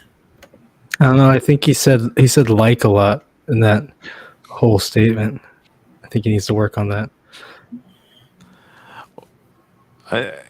I can understand where you're coming from, because when I do reviews, I say and you know a lot. Hey, I do it too, but It says, after a user detailed how the initial X-Men, the animated series, was meaningful, DeMille interjected, that is like the key point of X-Men right there. Like, my parents are white. I was adopted as an orphan, and I think that right there, the power of resemblance, and I think so many people grow up not having it and mistaking the physical for resemblance and connection.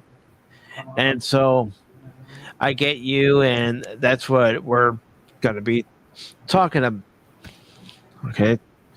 So it goes on to say, as the Miles segment began to wrap up, he did reveal when the show will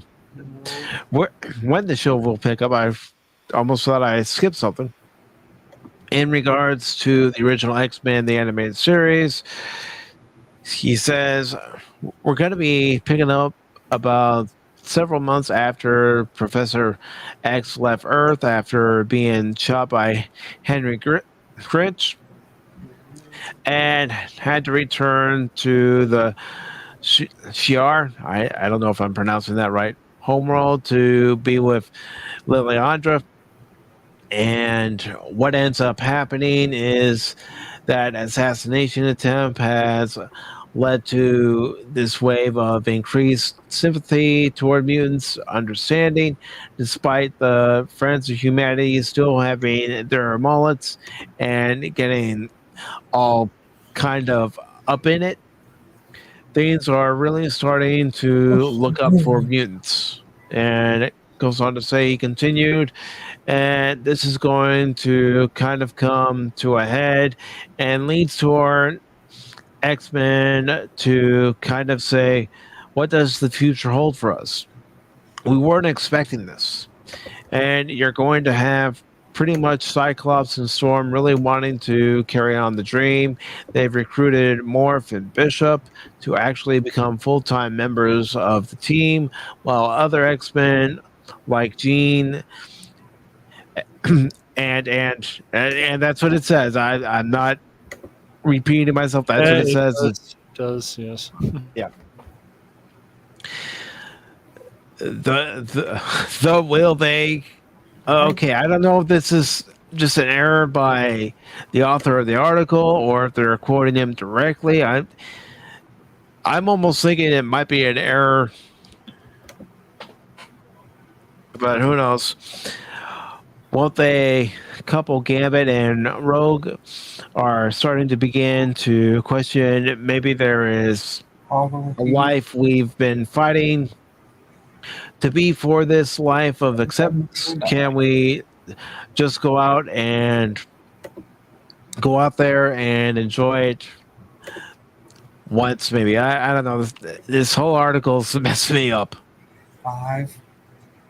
But this article ends up by saying the mild venom revealed, and then of course somebody shows up who shouldn't show up, and it's Magneto, who's also kind of feeling like Professor X. He did a solid for mutant kind.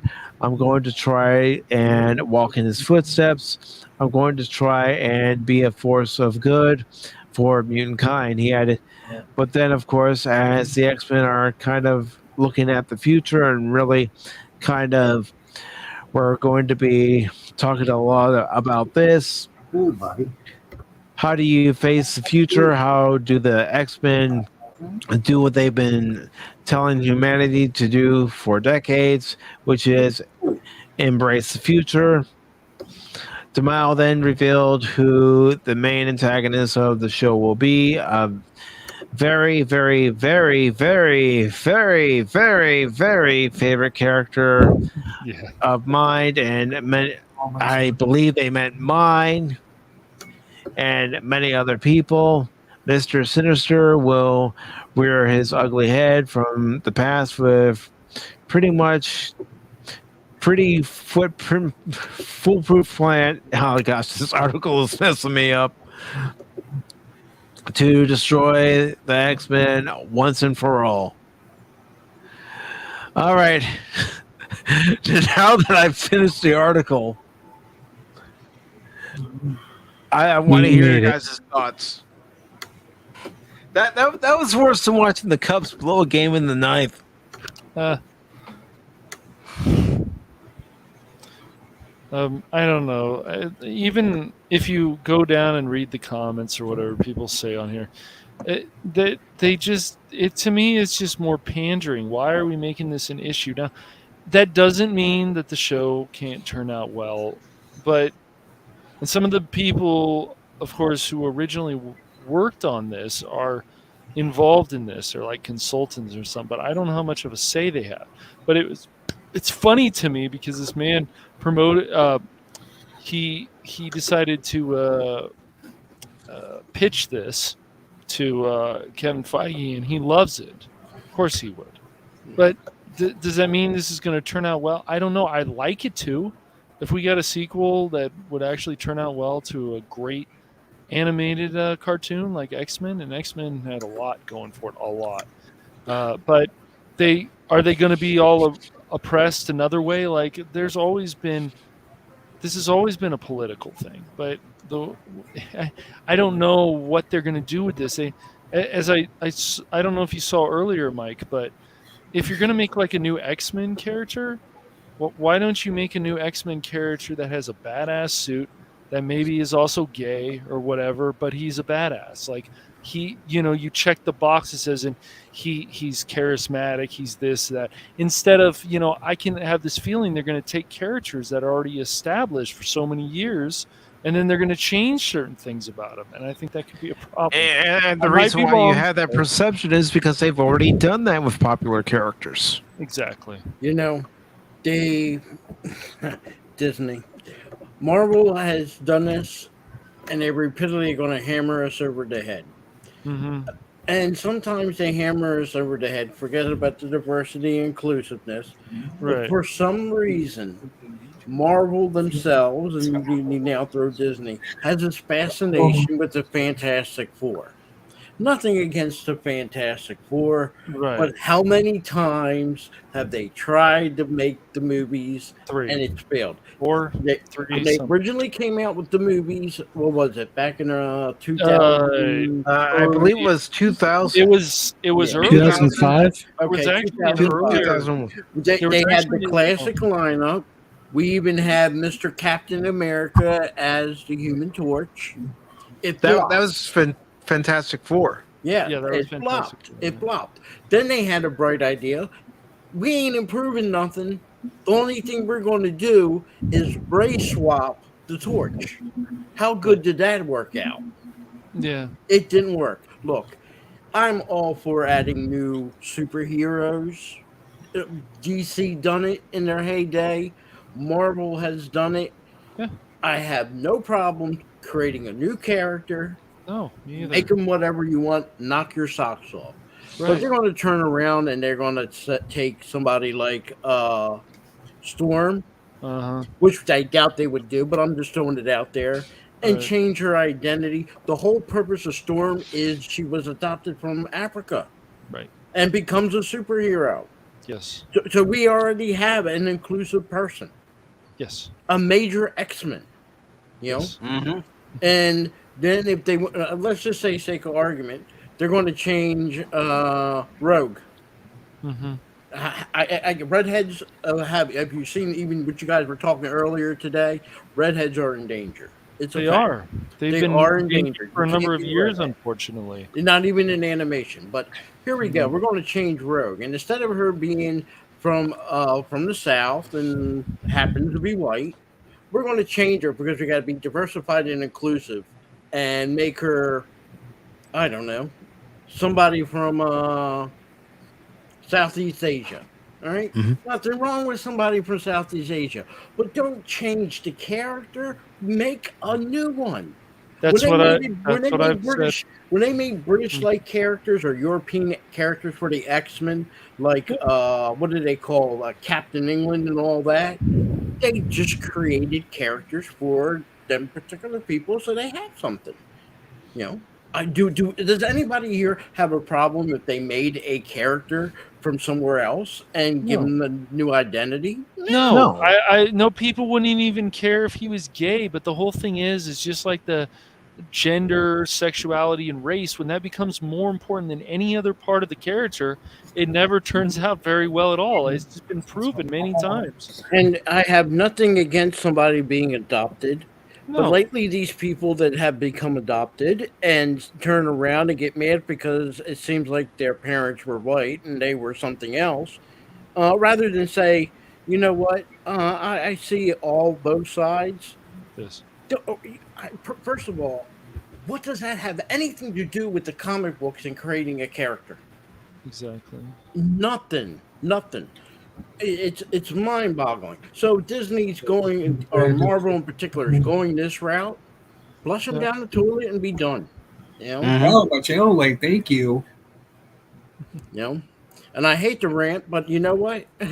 What more? No, rant, Phil, rant. That's not true, Phil. We know you love to rant. You know, we get the Little Mermaid. Oh, she wasn't good enough, so you're saying it was a mistake to make her the way she was? You know? Right. Diversity and inclusiveness. Okay. So I want Disney to go out there. I want, let's see, who's a good actor that could play a white Shaka Zulu? Why can't we race swap and change Shaka Zulu? Diversity and inclusion. Well, I want the new Black Panther to be Ryan Gosling. It doesn't make any sense. It's, you know what? Look, whatever fantasy they want to paint, human nature has two forms. Always. You have people that get along, and some people don't get along. We can't, on this panel, everybody here likes chocolate, but old man likes vanilla. So wait, I thought you gotta liked make vanilla. him accept that he has to like chocolate. He has to have chocolate ice cream. He can't say I'm fine with being vanilla. You guys want to eat the ice cream? Be my guest, but I don't eat chocolate. Well, in a lot of cases, it's like the other way around. It's, one person, everyone likes chocolate, one person likes vanilla. Instead of saying, hey, you can have your vanilla, he says, no, you all have to eat vanilla, and you've got to like it, because liking chocolate is problematic. What Hollywood's got to understand, they're there for entertainment. But if they're going to throw politics and stuff like that in our entertainment, they have to understand one thing. It needs to connect. It doesn't need to connect. What they have to understand, everybody is different. Yes. Not everybody's going to get along. Not everybody's going to like the same things. If you want that type, communism is for you. What Right. the reality of the world and the reality of people are, people are going to like Denny's, and some people are going to like Waffle House. You're not going to get a combination. You get few, but people are pretty much set. You can't make somebody like something. You No. can't. If I don't like Tuesdays, you're going to force me to like Tuesdays? All the entertainment's going to make me want to be enjoyable Tuesdays? No, I like Wednesday. I like Hump Day. Super Wednesday. Yeah. So I don't get this. You know, some of these people have quote unquote been educated going through college, but apparently they didn't learn anything. You know, people are different, and yes, people are not going to like things No. for whatever the reason, whatever it is. Some people like baseball, some people like football. You can't say, "Oh, we can make a bridge." No, it's okay to not like something. That's true. You know, My if you go family- and say something and you go for entertainment and they say, well, if you're not diversified and you go to all ethnic food, no. If I don't like a certain ethnic food, if I don't like Thai, it doesn't mean I hate people that are Thai. I just don't like it. Period. I am allowed to not like it. Yes. But they're going to tell you have to. You have to be diversified and inclusive. And what? But I don't want to. I don't want to be diversified, inclusive to a Cardinal fan or to a Dodger fan. Hey, It's not going to happen. I'm a Cub fan. Somebody with the I don't want to be diversified to those two. Somebody with the brain out there decided, oh, we're going to have a throwback with the Astros uniforms from the early '80s. And it's not because they want people to reminisce about the jersey and the colors. It's because they want to make a political statement because them colors happen to match a certain rainbow. I'm stupid. I'm here with 5 of you guys. No. And I feel sorry for anybody that's playing for the Astros that has to put that horrid uniform on. It's not the best. It could be worse, though. But It's the most hard uniform that ever was in baseball. There's none worse. I don't know. There was that bumblebee. You got one them in that- midfield.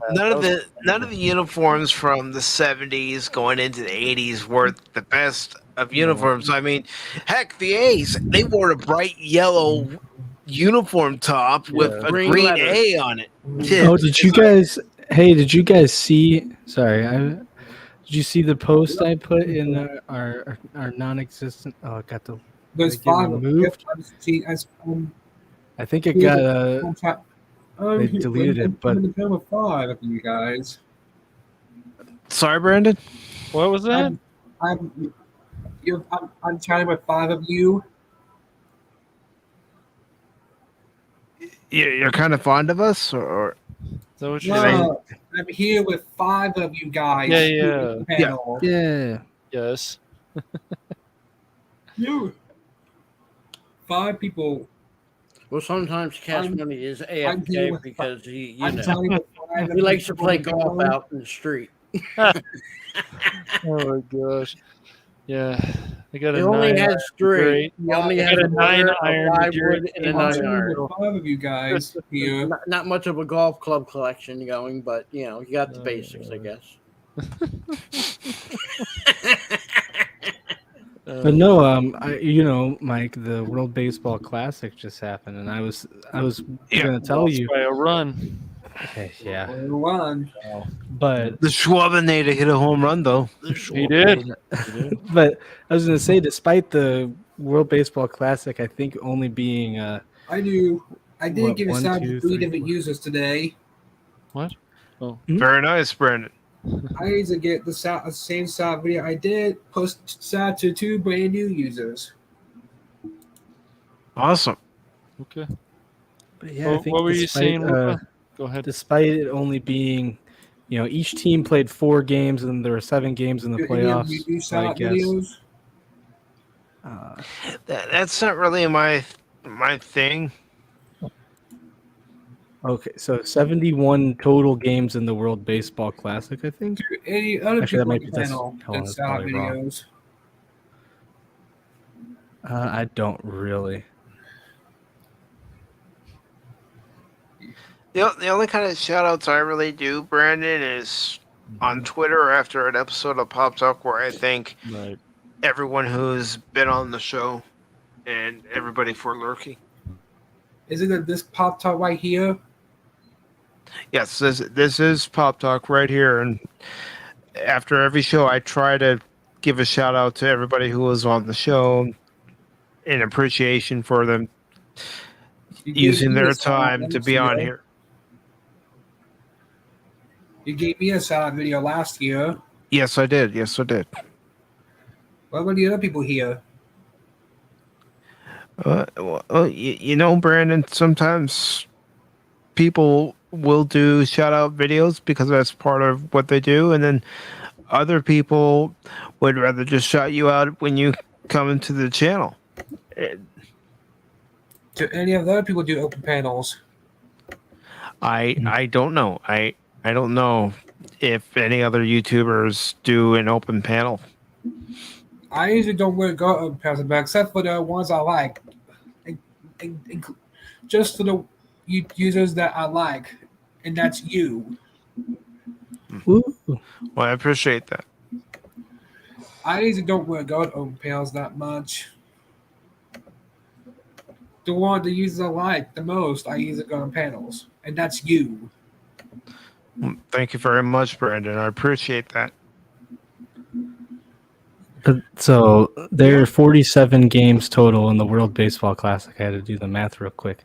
Okay. Despite only being 47 games, they sold over 300. I think over 300,000 more tickets than the A's entire 81 game home season last year. Oh snaps! We're going to discuss the with my team that trades people for cases of soda. Yes. That's a fact. That's not me making it up. That's me being It's sure. true. They trade It's- people for money and soda. That was a Moneyball. Part of the deal. That just wasn't for money. Moneyball. That is a fact. They've been doing that for the last 30, 40 years. That Moneyball though started a lot of analytics, and even older. This is getting out of hand. That we're just basically saying like, well, this is what the computer says, so we just go with it. As you guys all know, in sports in general, especially professional sports, if you go with your gut a lot less, there's probably going to be problems. The thing about that movie, Moneyball Really was good. already in the A's organization way before they were doing it in the early 2000s. That started with Mr. LaRussa. That's where that started. Panel. Ooh, LaRussa. I love him. Yeah. I And he don't tried to think do the same Mike thing might when not he like was in him. St. Louis, but the difference was St. Louis had bigger pockets. Yes. You know? He had that And we're rule just that better they in every developed, way, too. that a pitcher cannot do more than 50 pitches in a game. He came up with that after he lost his 4 aces. What's his name? Stewart. Yeah, Dave I can't Stewart. think of the other 3. I forget it, but they were just as good as the Atlanta Braves famous 4 pitchers. To make it up, 50 pitches. That's it. 50. Regardless if you were a starter, mid-reliever, or a relief pitcher. And when he went to the Cardinals, he had the same rule, 50 pitches. So, yeah, Moneyball was way before that. It just, Mr. Bean got more publicity with it. And also remember when LaRussa went to St. Louis, one of the guys he wanted back was Eckersley. Eckersley and McGuire. Yep. How long does Pop Talk usually last? How long? Well, I've had episodes of Pop Talk that have gone 8 hours, but we're not going 8 hours tonight. I think we're going to wrap it up here in the next 10 to 15 minutes. It usually lasts 8 hours. I try not to stream 8 hours, but I have gone that long before. I usually can't stay in panels for that long. Oh, we're not going 8 hours tonight, Brandon. Good, my friend. I have things I have to do tomorrow. Now, Cash Money over there can go do a 24-hour stream, no problem. The longest I've ever done is 12. See? You see? How would you like to be on a Fam Hooligans and do a 12-hour live stream? I mean, if the there's a lot of people in chat and things are I popping. do have 1,100 subscribers. No, that's nice. Congratulations. I didn't get any subscribers till June of 2021. Nice. All right. That's better than they're doing a lot better than I am. Because it does take a while for people to find your channel. You know, they have to, find you first, and then it's the people that keep constantly coming back for your content, or because you're doing a live stream and they like your personality. And there's some people that don't want to be found, like Anonymous. But he can't hide from it. You said that on purpose so you could just do it. I'm on to you, Phil. I'm on to you. But you notice when I start humming it, I gets in Cash Money's head, and then he has to start humming it, and then it gets contagious, and then it spreads.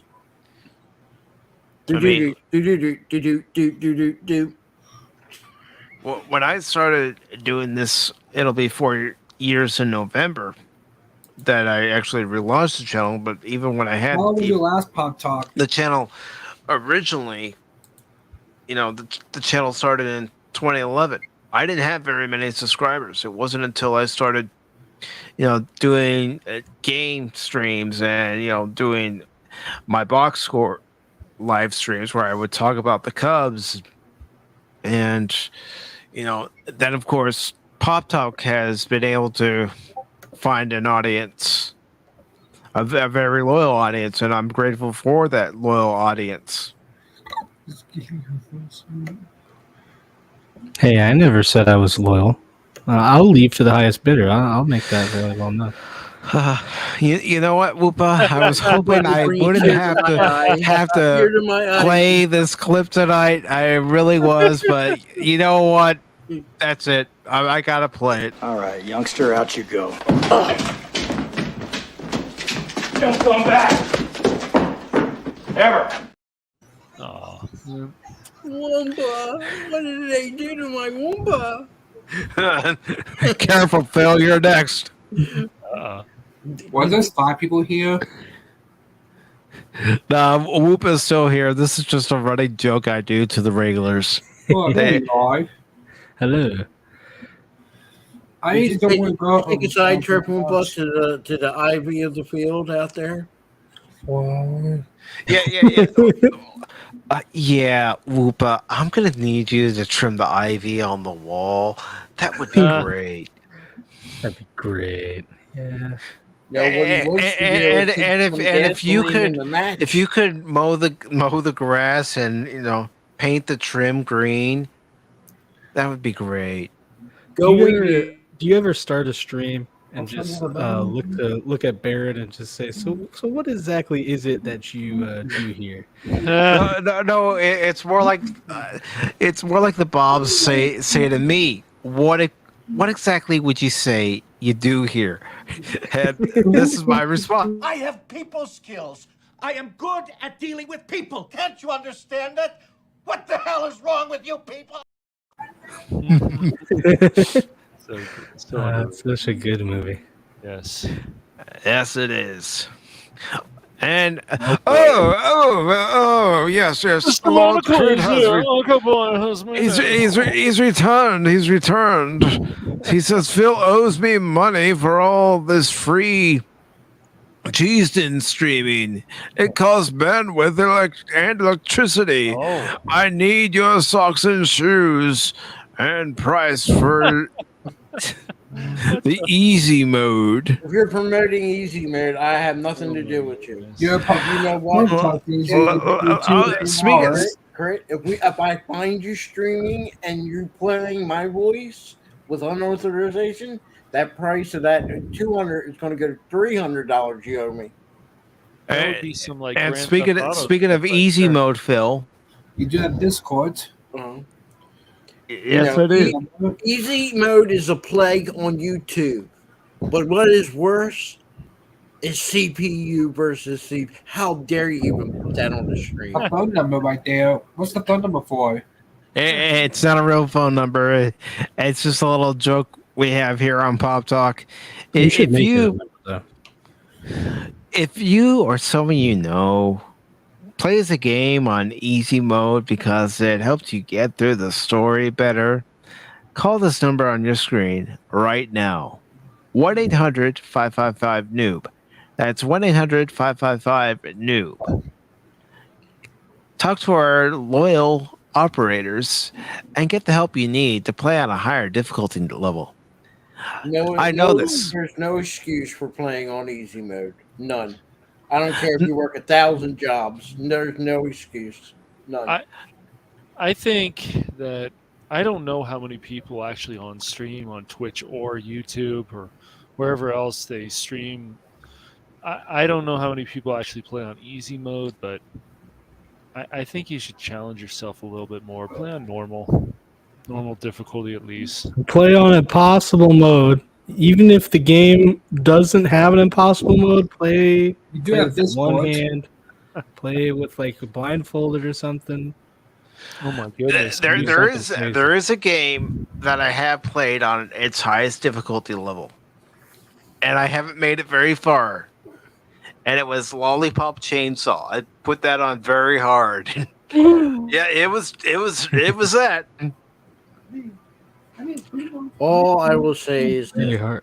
there's a reason for easy mode, just like there's a reason for T-ball. But I don't want to see a professional baseball player try to play T-ball. Please, But Phil, no, some of the no. professionals actually need a tee in order to hit the ball. Yeah, you got a Joey Gallo. That's what I think. That's what he needs. He has to have a whole. He has to have a whole rule change and everything to even hit the ball. I figured it out. Mike. I think I know what's going on. It's the Illuminati. The Illuminati are trying to convince us loyal baseball fans that Joey Gallo is good at baseball. I refuse to succumb to their propaganda. They're trying to tell us loyal National League fans that the DH is good. No, it is not. The DH is horrible. I love the DH, but what can I say? I'm the only American League. I told you it was coming. Was there 5 people here? Was there 6 people here? Yeah, it's just a joke I like to pull on people who come on here regularly. They're used to it because when I go on their channels, they do it to me. So just remember, now everybody has a DH. Oh, you mean I can have a Cash be my DH on Pop Talk? You can. But I don't know if you would call him as a quality designated hitter. I think Crit is bored again. Or he's got to go find some more whales to mess around with. He needs to stream more so he can get some more subs. He streamed earlier today, Phil. You missed it. No, you missed I was there, and I keep telling him stream away. Do a 24-hour stream, live stream, playing whatever you want.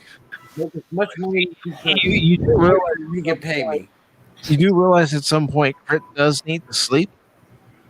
Does Yeah, he? he does sleep. Does Yeah, he? he sleeps. Because I've been up there. He's been up before 5 o'clock in the morning. He sleeps In the at. morning. He goes to a place kind of like SeaWorld and he sleeps. He does like orcas do when they go to sleep in the ocean. They just stop and they just load up. He's looking for some seals to make fun of. I don't know. Yeah, I witnessed Crit's sleeping patterns, and it ain't good. Staying up 5, 6 o'clock in the morning. I don't think he does that though. Did it last night? I don't think so. Yeah, he did. Oh, Yeah, that's somebody true. called Crit up along. did, but it was funny. Yeah. Somebody sounds like they're really. It could be allergies. I mean, like I've told you guys, there's the pollen in my area at this time of year, and it's worse this year than it's been in previous years. Ragweed. Ragweed is deadly. ragweed.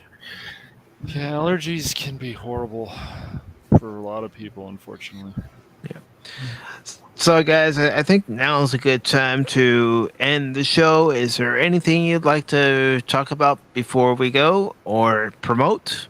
I have premieres on Saturdays. Just going to Okay. be at random times next month. It'll be on Saturday night. All right, and I'm gonna go ahead and put your channel link into the chat real quick, Brandon. We pretty much already did that a long time ago. I know, but I like to do it every so often during the live stream. This way, people are able to see the link and subscribe to it if they hadn't already. Okay. I just don't want to go that much. This mainly on the good users to me, like you. That includes you. Well, thank you, Brandon. I used to go on other open panels on users sometimes. Yeah, I really haven't found too many open panels, and the open panels was something I used to do every edition of Pop Talk, but then I cut it back to 2.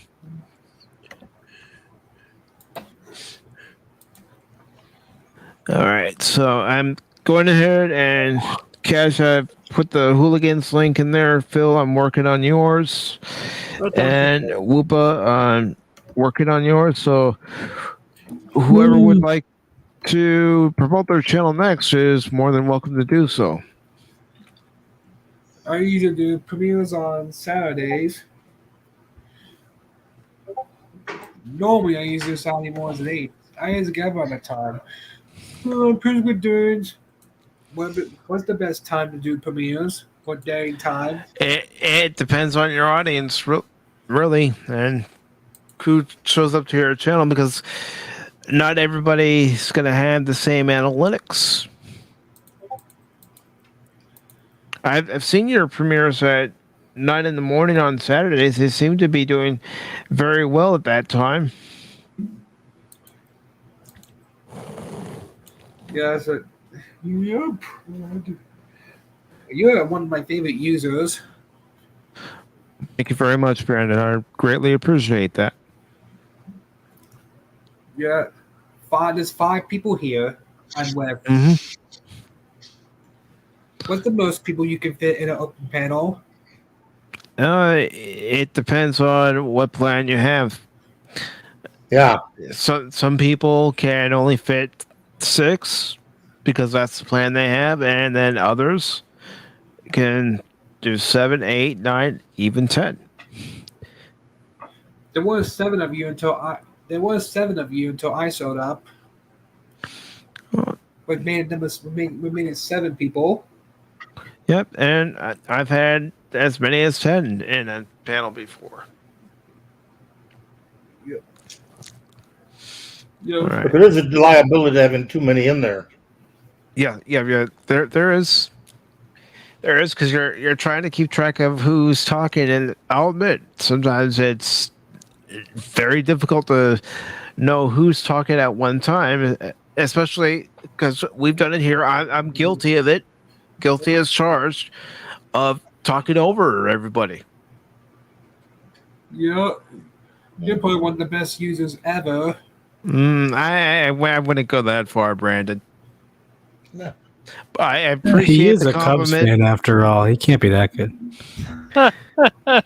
Ooh. Howie. I made sure to wait to say that after he put my link. He Didn't I just teach you never anything, learns. Whoopa? He just never After learns. you promote your channel to make a statement like that, you make a statement and then you get out. Youngins. So, Mr. Water-based Pokemon, is there anything coming up on your channel that you would like to promote? Well, right now I do streams with Dadman Walking. I'm gonna try and make a stream clip on my channel soon, just to try and make sure I have something on the channel at least once a month. But that's about it. Okay. And Phil, what do you have coming up on Release McCracken? Well, if everything goes right, Sunday night, I'm going to be having a first time interview with the legendary, the Ted Turner of YouTube, the CEO, Matt Shiny Risman, of the RBN network. You okay? You sound like you're crying. I'm good. Are you okay, Brandon? Yes.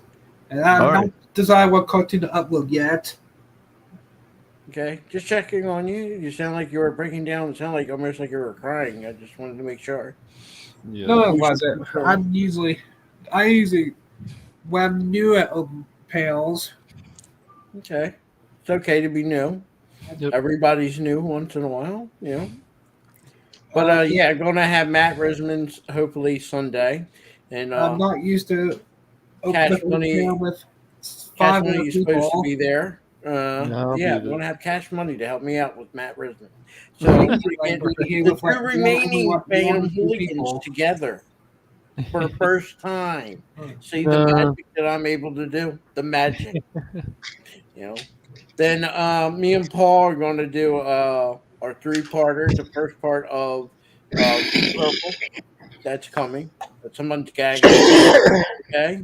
Paul, you there? You okay there, Cash Money? That's not me. Yeah, man. right there, old man. Oh, That was me.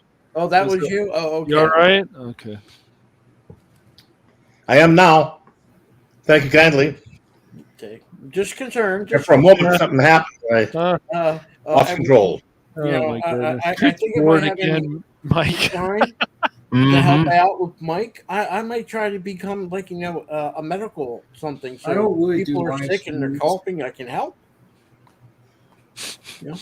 But yeah, me and Paul doing this. It should be next week. So yeah, be cool. Awesome. So yeah, it's been really hard because I had to wait for Matt Risman to be free because you know how busy he is in. He runs RBN and he's busy with a lot of stuff. So yeah, I mean, his real Hmm. life, other things. Yeah. But I managed to get him cornered down for hopefully Sunday, and Cash will be there. So I will be there. Yeah. and it's like I said, it's gonna get the two remaining Phantom Hooligans. What can I say? No, we have more. They're You just sure? kind of spread out. Where Yeah. are they? Well, Paul's a hooligan too. You sure about that? Yes. Do you want to double check your Yeah, he's still there. application there? I remember watching a live stream where Paul was anointed a Phantom Hooligan. I guess sometimes some organizations and businesses They're they just- take they're just- anybody. Right, they're just taking anyone in the hooligans these days. It's not anyone. Oh, really? Well, there's a certain. Cash goes from one stream to another. You want to be a hooligan? You want to be a hooligan? Come be a hooligan. Well, it's funny because, of course, the Phantom Hooligans started on the back tube. So it's crazy to think where that channel links to other channels, and yeah, it's just nuts. Kind of like the coup. It's linking Yeah, around, right. but yeah, there you go, man. Yeah. You just keep that over there with you, man. I'm not a hooligan. And old man, are you going to be part of any upcoming live streams? Good question. Only if I'm invited. I'm thinking I've been talking with the Baron to have him help me put together something. Nice. I've been thinking about it, wanting to do just some shorts. Okay. And I got to figure out how to go about doing it and getting it done right. But that'd be just total insanity coming from an insane old man. If you ever want to pick my brain, you can always pick my brain. Oh, thank you, Mike. I appreciate the heck out of all you guys. Well, I appreciate your support of this channel and so many other channels that you're a part of. Seeing you on Paul's channel, seeing you come by, 24's channel, supporting him, and, King Dolphin TV. just to name a few. It's just a case of where there are so many great people out there, really nice, really kind, and caring people. And I don't think enough people understand how tight this community is with caring and wanting to help each other. It's something that I don't know. There's people out there that'll never comprehend it. They'll hate us for it, whatever. But one thing we do have is really, I guess, us. We're the real people. As long as we stay as much as away, I should say, as long as we stay away from Don't bring the drama here to the channel, please. Yep, exactly. By any means, I'm not just saying this to you guys on the panel. I'm saying this to everybody who's still in the chat or who watches this later. If you come to the channel, please don't bring any drama or baggage with you. Yeah, no, don't do it. The most important thing is that we just don't want people to be in any kind of echo chamber. We want someone who comes on different channels, our channels, whatever, and speak their mind and not censor them or tell them they're stupid because they like something we don't. Yes. Well, if there's anybody stupid, it's me. But that's beside the point. No, you're not. No, don't ever say that. I got you beat, old man.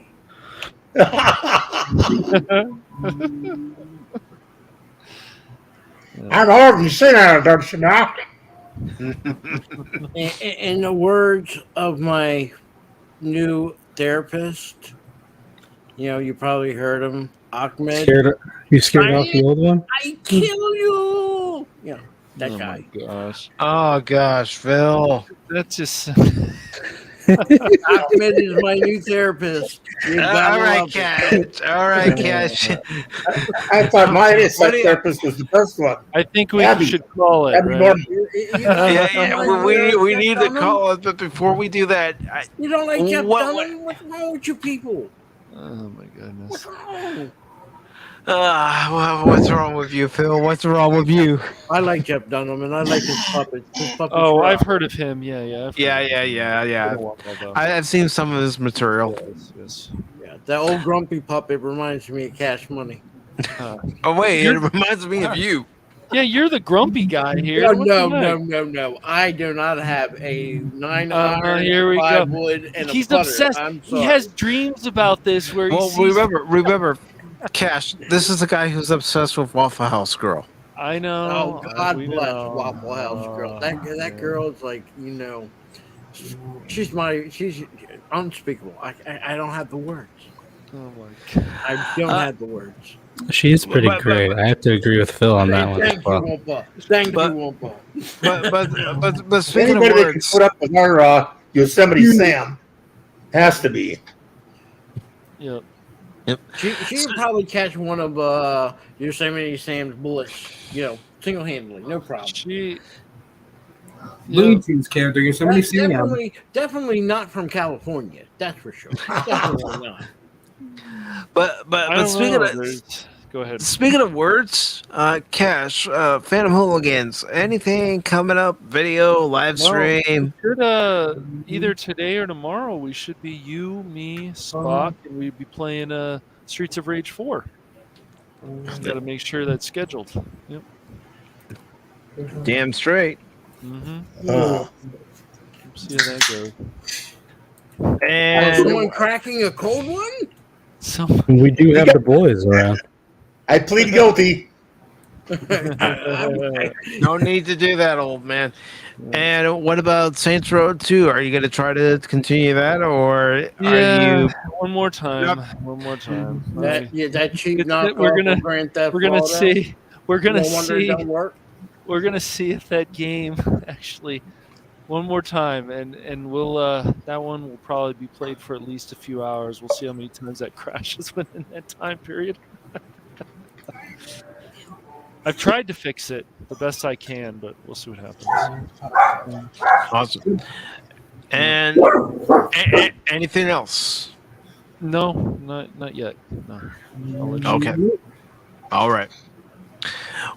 Well, as far as what's coming up on Pacific 414, I am probably going to be doing a game stream either Friday night or Saturday. I haven't decided what game it's going to be, but I will definitely let you all know. If I do one Friday night, it might start at 9 p.m. Pokemon. No. Oh, sorry. What? No. Come on, you know you want to. And I thought Phil was bad about putting subliminal messages into people's heads. I would never do such a thing. Right. No. Right. A little innocent Pokemon, yeah.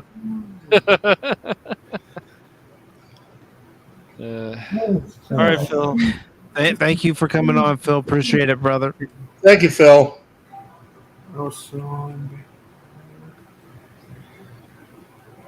But yeah, I'll have a game stream coming up. I'm not ready to stream Mega Man X3 yet because I